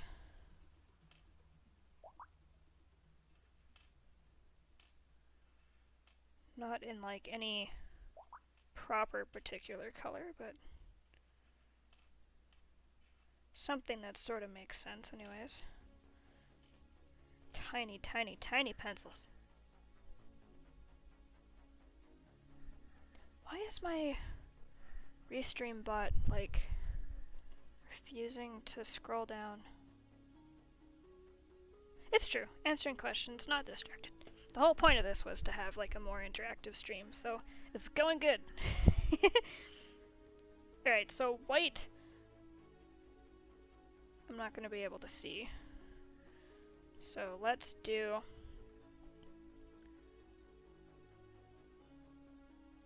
black.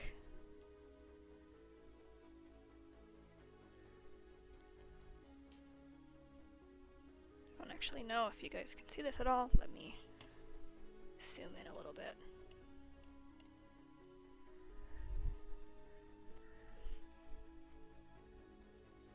It's actually not a bad pencil crayon, to be entirely honest. Just small.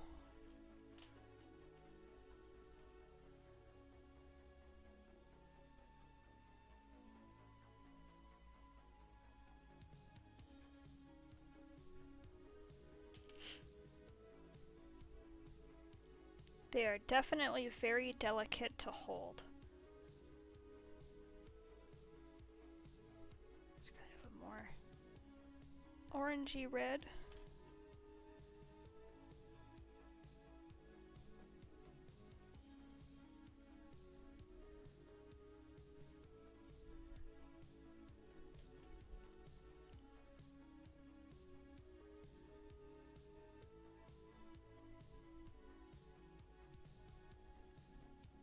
A little crumbly. And to be entirely frank, I have no idea how I'm going to sharpen these. Might have to just do it by hand.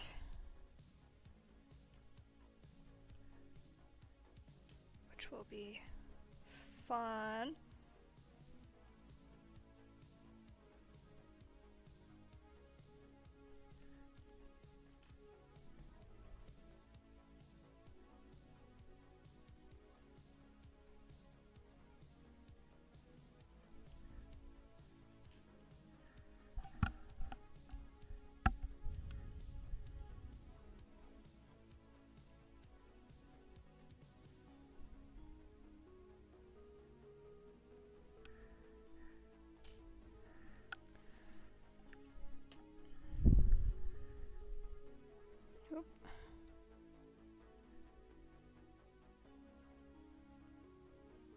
I also like that they added in 3 blues.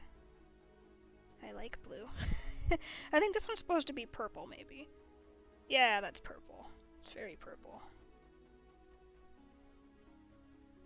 Like, that's a cute little rainbow.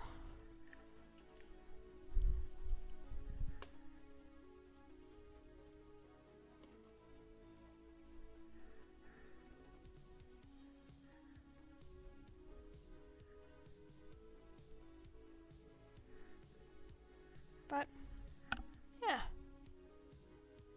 If the camera will focus.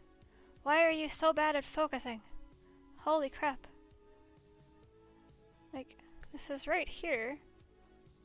Oh, it's trying.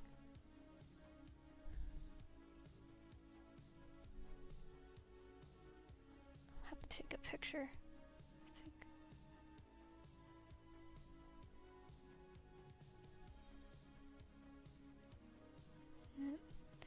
trying. Not doing too well. But, yeah. So I've got that. Folks over on my Patreon they have the option of voting on things that will be in this. There is a post already in there for folks to suggest themes and whatnot, and there's a few already.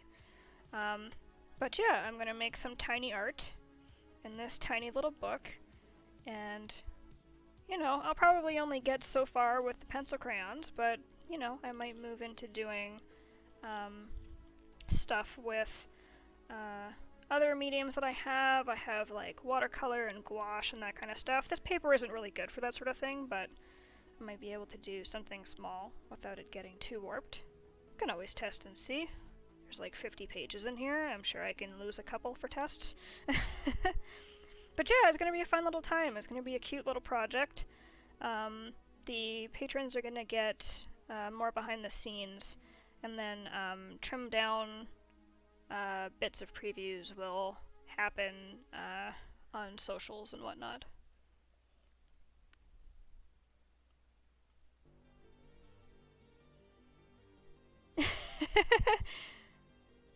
I like purple and blue, but to be honest, I love a lot of colors. I mean, Temrin is like blue, purple, and red. I think those are probably my tops.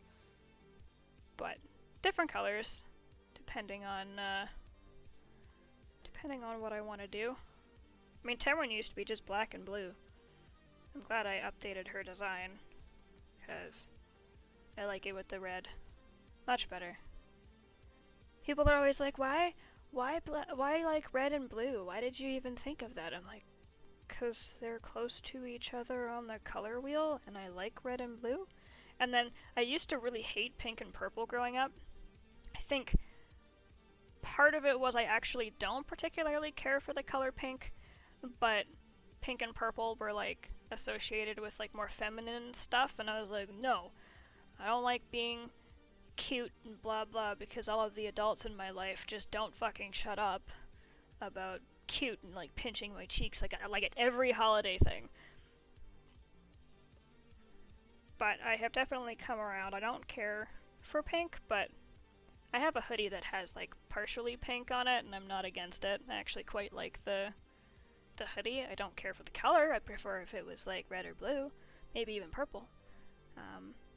But I love purple. I mean, I'm wearing like a purple hoodie. It's kind of gray on this screen, but it is purple. It's like a gray purple. But yeah, I mean, I love colors. Colors are great. I like when, you know, there's like challenging colors or textures to try and replicate in artwork and such. I like learning and trying to figure out how to make things look good.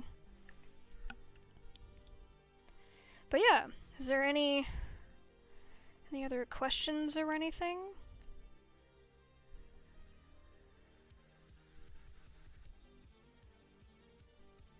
All colors are good in their own way. I like that. I agree.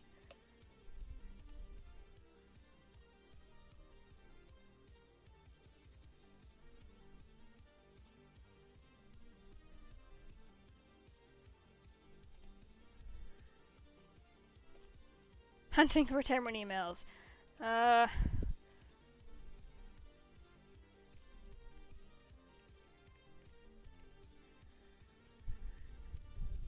Yeah, it's a lavender color. It's very like lavender flower color. The camera makes it more gray. It is actually more of a saturated purple in real life, but the camera does not want to show that at all.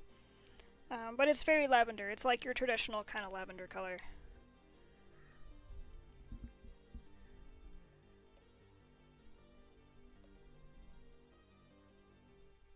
I think you did, Zen? If you haven't,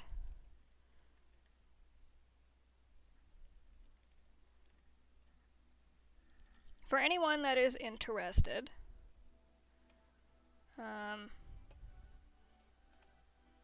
here is the information on the holographic prints. I'll put them in the chat. So there's holographic prints, there's the smaller ones, and there's also a 8.5 by 11 version that does have borders, but I've made them purple so they at least look nice. They're not like stark white. There's different sizes. These are the only holographic ones. There's only 26 of them, though only 25 of them will be for sale because one of them is my personal copy. I guess technically there's 27, but the other one was a proof, so it was signed and numbered 1 of 1 print proof. That one is actually going to Further Confusion for their art show in January, so if anyone is there planning on going, then that is also an option there. And it is for purchase. But these are the official set of 26. Yeah, pretty cool. Oh, I forgot I'm still zoomed in. Mouse. Let's zoom out. Or maybe zoom in a little bit.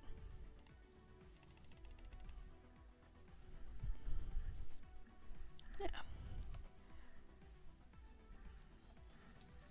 But I'm pretty sure you did, Zen. I can check when I'm done the stream as well.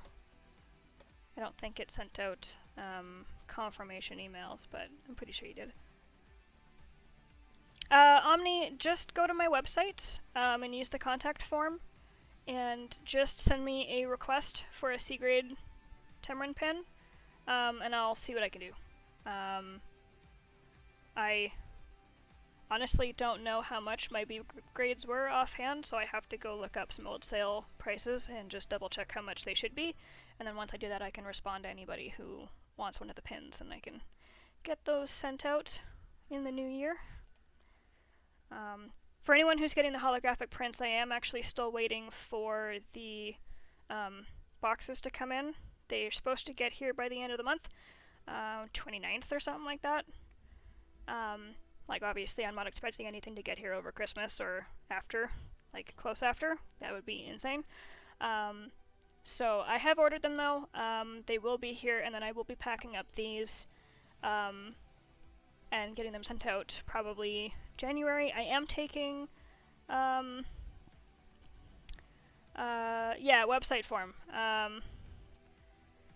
Let me, if you want a C-grade pin, use contact form at, there, put that in the chat.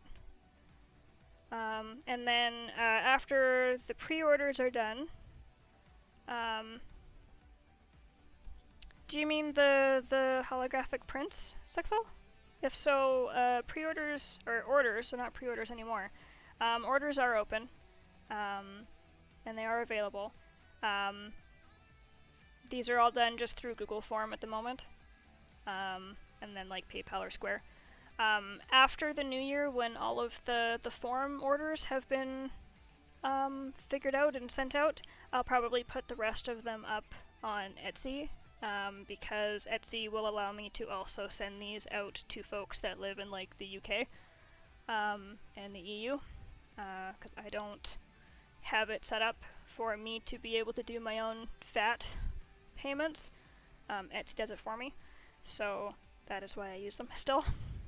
But yeah, so some of the leftovers will be up there. Probably not all of them. I probably will keep a handful for conventions, and I'll probably keep a handful for personal sales, because Etsy takes a shit ton from the cost. So their fees are crazy. That's fair, yeah. I don't have a solid date on when the copies, the smaller ones, will be available. I'm planning in the new year to open up my shop again, so probably then. But you don't have to purchase it through Etsy. I'll have enough that I can do some local sales as well, just because Etsy's fees are stupid and it's just easier to handle local sales on my own. So yeah, there will be social media posts, I'm sure, but if you want Sixel, just send me a poke in the Telegram as well, and let me know that you want one, and I'll just like put one aside for you. There's like 50, I think, and I'm probably not going to reprint them, but there are 50 of the smaller ones I showed earlier. So I can make those. Yes, swing by with cold hard cash. Yes, yeah, we can do that. So we can figure that out. And I will check emails and stuff as soon as I can later on today. I do need to take a food break at some point after the stream, so expect that it might be like tonight or tomorrow morning that I get back to them. But the pins aren't going anywhere, so you know, you don't have to worry if it takes me a few days to get back to those pin emails. But yeah, that is what's up. And for anyone who hasn't seen them, because I like showing them off, I have Pogs.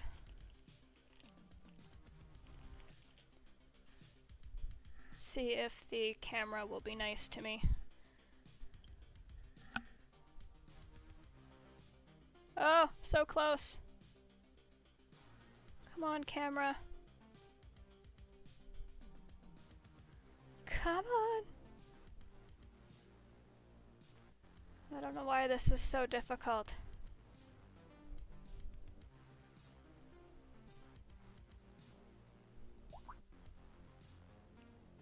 Like, it's on auto zoom, I don't understand. Like, it's definitely trying. I can see it trying to do it. Maybe there's just too much in the background going on that it just doesn't want to do it. Anyways, I have Pogs. These are also kind of business card alternatives. A little nostalgia trip. And then the Wild Element Studio ones has the my website on it, and also has it says WES, which is Wild Element Studios, and then single, as in single Pog #1. So this is the first set, the first single I've made. And then same with Canvas Swap. It's got the logo and the website at the bottom, and then it says CSC single #1. So these are going to be, I think they were in orders of 100, because that was the minimum you could get. But yeah, I got Pogs. They're fun. They are included in most orders instead of a business card or alongside a regular business card. They are a collectible, and really, I mean, people from, I don't know, my generation, millennials, whatever, and earlier might remember these. Younger folks might not. But I've even had some people say that they have really liked these. They think they're really cool even though they have no idea what a Pog is, so, you know. That's always a fun thing. Possum says, what is a Pog? Pog it's a game. So, if you look up milk caps, I believe there is a wiki that describes them more, but they're something about this size used to be like in a milk cap. Like milk used to come in like bottles, like glass bottles, and stuff. And there was also a juice, I believe, that it originally came from as well. It was some kind of a juice that had like a cardboard thing on the top of their cap. And yeah, people made a game out of it. And so for like the 80s and 90s, there was a big resurgence of the game. So when I was growing up, people would buy packs of Pogs with cool art on them, and you would like play a game with them, and then sometimes you play for keeps, so you would win other people's Pogs, and a lot of them were collectibles or limited edition stuff. But yeah, so they kind of have become a thing. Or were a thing. They're not like a super big thing now, but if I have to single-handedly make them a thing again, I will. Because they are heckin' fun. I like that they're different, and like little bite-sized pieces of artwork, and they're thick. So like, they're a little bit more sturdy, they make a great like alternative business card type of thing. Also, if anyone is going to Frontal Equinox, stay tuned for CozyCon's registration to reopen. If you registered for the September event, then you're already covered. But we'll be opening up for our May event soon, but we have a partner pog. It's their virtual event mascot Marty and CozyCon's Sloth. Come on, camera. Why? Why will you not focus? Anyways, so there is our little partner pog, and they are only going to folks who register for CozyCon and are going to Frontal Equinox, which I know is kind of controversial right now going to an in-person con, but at the point when we made these, it was looking like things were getting better, and now they're not again, so it is what it is. Oh, I have a slammer.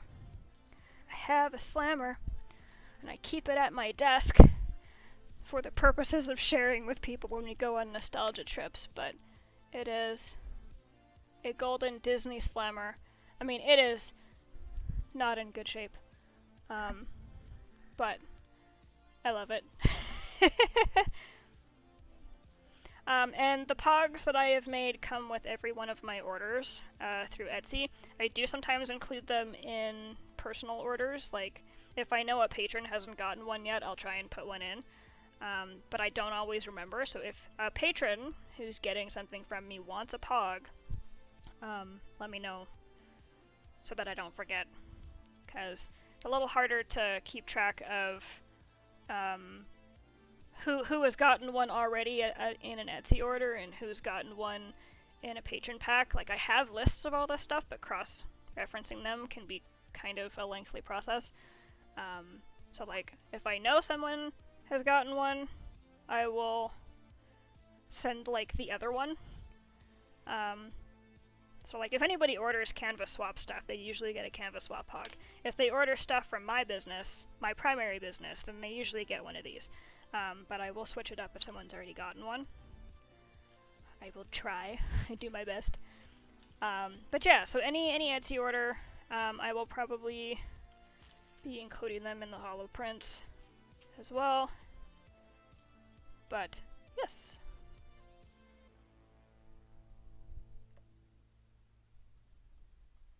Catching up on streams because my restream did not scroll.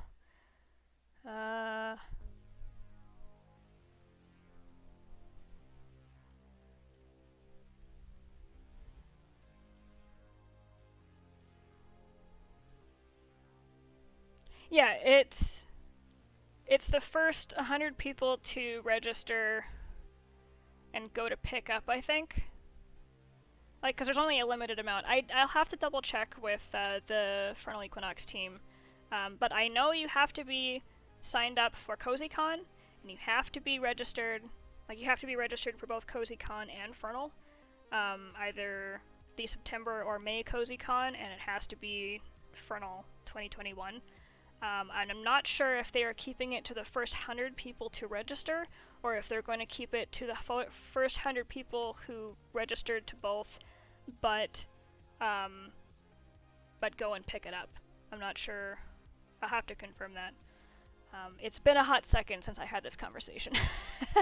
But it is one of those. I think they will have more information, probably, as things go, because I know they're still kind of figuring things out as well. Oh, a POG panel at VF. Oh, that would be so fun. Yeah, I thought Poggers was in relation to Pogs too and was super confused. But it is not. I don't have any Pogs from, like, left over from ye old days. I just have that slammer that has somehow carried with me through all of my moves. But, yeah, we've only talked about the partner Pogs in a few places. It hasn't been pushed a whole lot, because I think things are still being figured out for, like, logistics and stuff.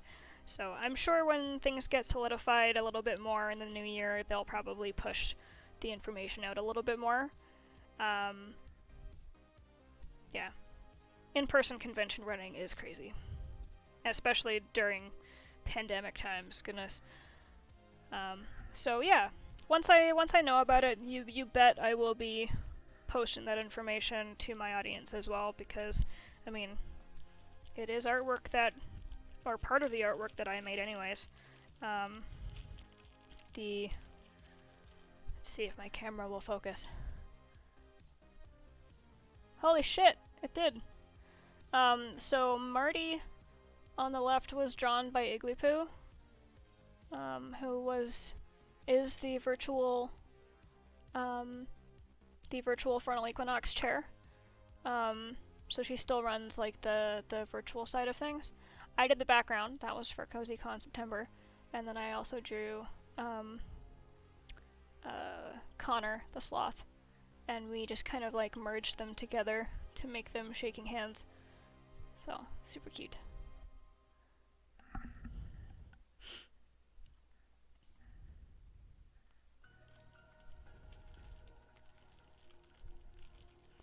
And yeah, pogs are kind of hard to find. I've tried to look them up, and they are definitely not easy to find. I also was trying to find like holders, like the tube holders, and could not find much. Oh yeah, Badgie's fun. Badgie has even been around for CozyCon as well. But yeah. I will most assuredly be making more pogs in the future, so we'll see. I might do some group orders with some friendos, maybe some fellow art folk. See if we can get some more going on. They're not terribly expensive to make. Like, it can still be a lot, and it's in US dollars.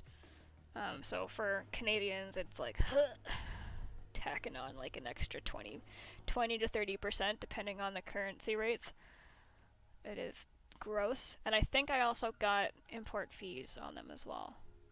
I'll have to double check that. That might have actually been a different package. I got like 8 packages all at once for stuff that I was trying to get done, and you get like the slip differently.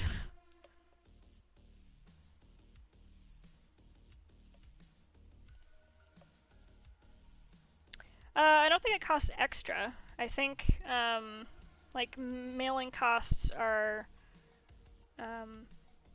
like, the mailing rates are dependent on location, but also dependent on, sometimes anyways, dependent on whether you live in a city center or a rural place, so sometimes it can cost a little bit more if you live out of the way. So, like, I think, the Pog place, they have free shipping to the States, so they actually like didn't charge me for how much the States shipping was, and just charged me the difference between United States shipping and what it would cost for my location in Canada, which was pretty cool. And they seem like pretty cool people. Oh! They also do Pog sets. So anyone who's been paying attention to CozyCon might have seen these. But this is a set of 6 pogs. They are, like, you can punch them out of the sheet, or you can keep them in. But these were all done by different artists. So the background and this pug here was done by me. This is done by my friend Scribbles. This is done by UBA. This is done by Shrompunk. This one's done by Rari, and this one is done by Ari Typhoon. Or Typhoon Teaser / Ari. Then each of them also have like the backdrop that says, you know, set 1, pog 1. You can't really limit them, or like they all have to be the same, so I couldn't do like anything more specific than that. But yeah, these will be on sale. There's still some left, so they will be on sale through the CozyCon registration system, either as part of the remaining sponsor tier stuff, or a la carte. There's a handful left, so those will be coming up once CozyCon reopens the registration portal. It should be soon. It's waiting on me at this point, basically, and it's like holiday season, so I'm not rushing until the new year, basically. But yeah.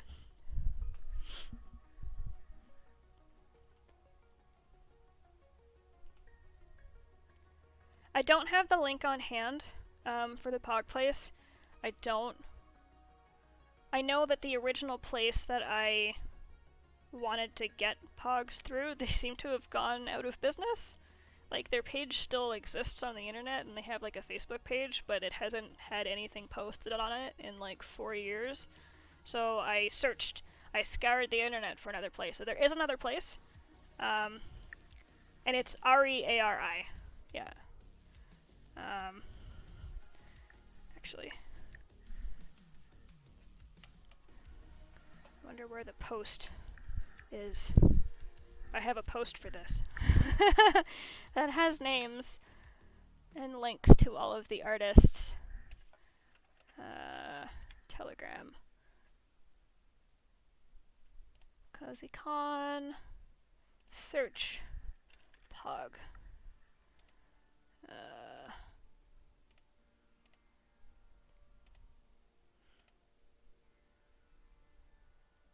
There it is. Copy link. Move it over here. Here is the CozyCon Twitter link.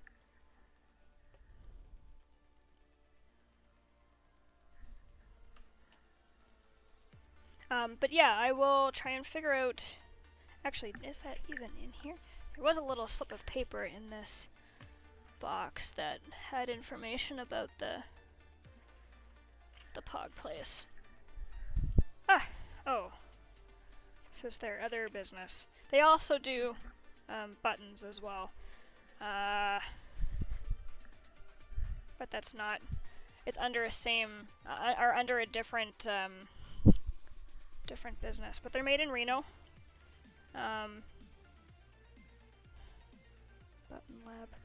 What is the place? Pog.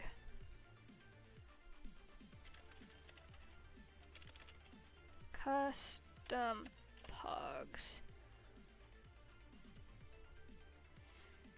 Because it's not actually custom Pogs. Like, the place that I initially was going to go through... Oh, maybe it is.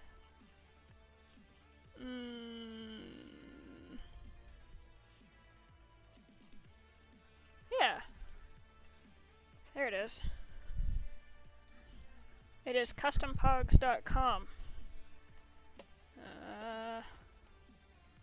Boop.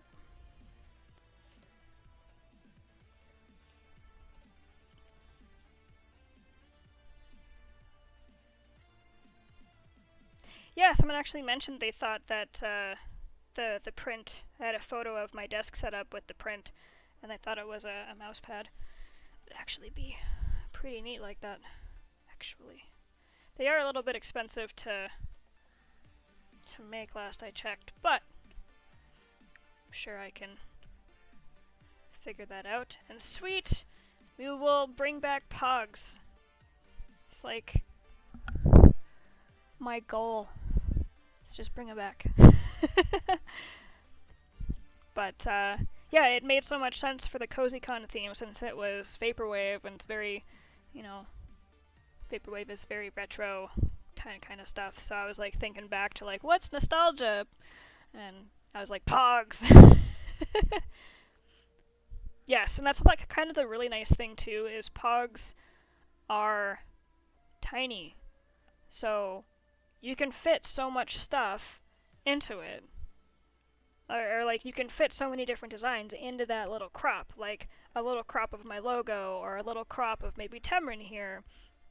Or could do like a crop of, like, Skyakin's face over here. Like, it's just so easy to find something that fits it. And even like square icons will fit perfectly too. So, yeah, it's a fun time. I am really looking forward to seeing more of them and making more of them. pretty much every excuse I can get. Fine art, oh my god, fine art sloth pog sucks, so you could make a set. Or you could make like a single pog collection of all, oh, you gotta do it. You gotta do it. Your fine art sloths are so good. We must. We must. And yeah, you can use them for lots of different things too. D&D tokens, yeah, for sure. I like tiny things, I really do. They're just so small and precious, and I want more of them.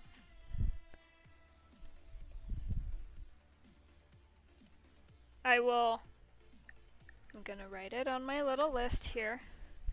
I have a project ideas page in my bullet journal.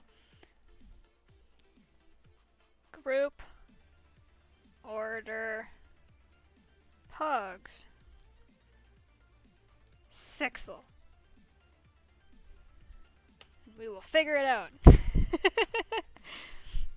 They're just so fun. I love them. Tiny and consumable. Yes. Yes. Very much so. Well, folks, if anyone has any last-minute questions, feel free to ask. Otherwise, I am thinking this might be the end of the stream. It's all the content that I have put together for today. We've gone through all 26 of the prints. I did the pen test and the little swatches for the tiny binder.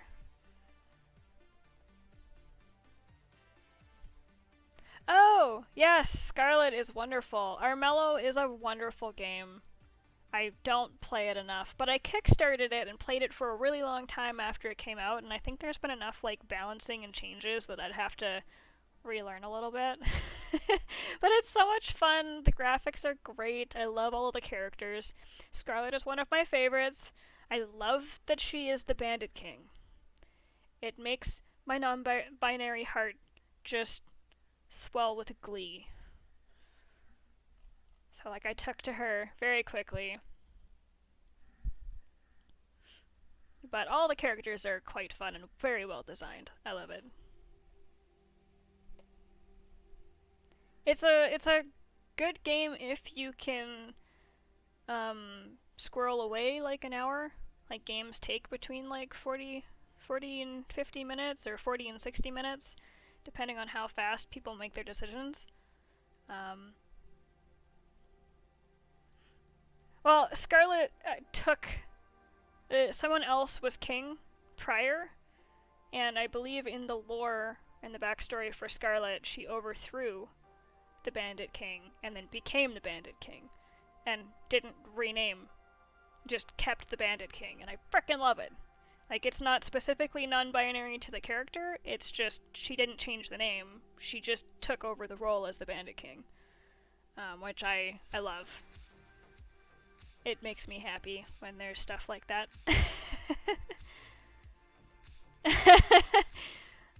Zen says, Temrin is very good at Armello. I don't know that I'm good at it, per se. I'm just kind of an asshole when I play it. I try not to be. Like, the amount of times that I don't do things that I could do that I know would get me ahead because it's so rude. But, yeah. I think some people don't necessarily enjoy playing with me because I'm kind of an ass. It is definitely one of those games where, like, you just kind of continuously screw each other over. So, because your whole point is you're trying to get to the, center of the board, which is the king's castle, and you either are trying to heal him or kill him or whatever. Your goal is to become king. And the whole thing is like trying to get there while also screwing everybody else over so they can't get there. Or can't get there and survive. I don't have a Steam link, but I'll type the name in the chat.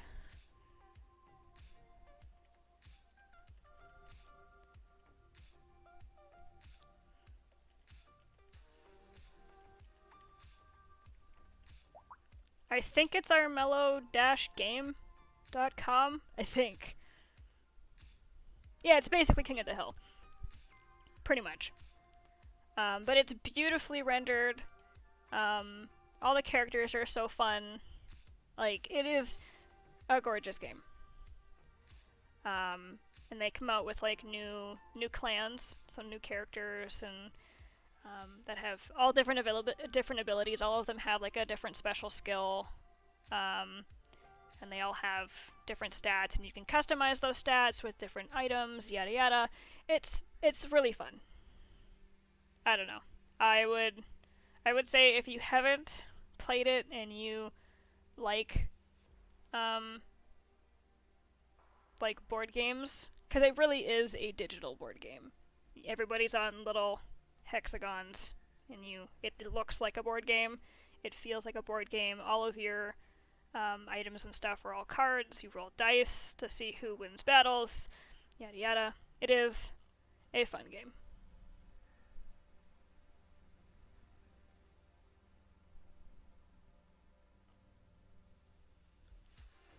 Oh yeah, 100%. King being a title and not necessarily gender bound is definitely not a new concept. I just like it when people do that. It's nice to see folks kind of break the binary a little bit.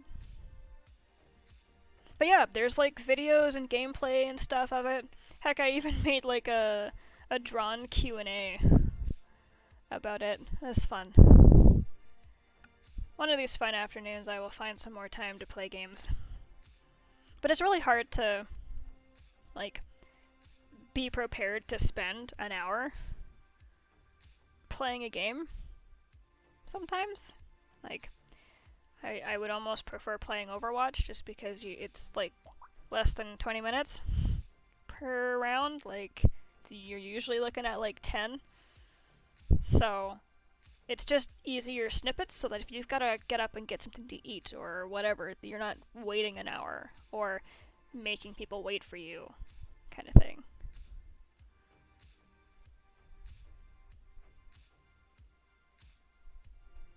Yeah, I've been trying to organize like a game watch. I'm reading Game Night and Overwatch at the same time, and my brain put them together. I've been trying to figure out like a game night. It's really hard to figure out when lots of people are available to play at the same time. So it's hard. And evening time is when my household gets like errands and stuff done or has to cook dinner, so it's like really hard to find the extra time to do it. And we go to bed earlier than most of our friends do. So, I don't know. We'll see. See how it goes. Anyways, I think I'm gonna call it here. We've been staring at the same thing on the screen for the last like 20 minutes. But yeah, thank you all for joining. It was actually really fun to do a more interactive stream. I do hope to do some more traditional stuff with the camera. I have some like watercolor stuff I want to do, and the tiny book pictures will be done on camera and recorded as well. So hopefully there will be more of this. Just depends on, when my partner works from home and doesn't work from home, which can be kind of up in the air depending on how things are going. So once I can figure out a good time to do those, because I'd kind of like to do them not just on Thursdays, I'd kind of like to have maybe an hour or two on another day of the week to do them, so that I'm doing those projects but also still doing my regular work streams. So we'll see what I can do. See what works out with the household. But yeah, stay tuned for that. I'll figure that out at some point in the near future. I will be away taking a semi-vacation thing. I always say semi-vacation because it always seems to be that whenever I take time off purposefully, it's not 100% time off. So we'll see what happens. But I will be taking the first week of January off. So I will be working this week. and I will be working next week. I'm not really taking Christmas off because we're not really doing anything for Christmas, so I might be around doing stuff over the weekend. We'll see. We'll see how it goes. But, yeah, thank you all for joining. I hope that we can do this again sometime soon, and I hope you all have a wonderful rest of your day, and if you celebrate anything for the holidays, I hope you have a wonderful time, and that it is not stressful, or is the least stressful possible. And, yeah, hopefully I will be back next Thursday for another work stream at the very least. And anyone who's waiting for holographic prints, expect updates at the beginning of January. I'm still waiting on my packages, my mailers, so once that happens, I'll get everything packed up and mailed out as soon as possible. Thank you all so much. Bye!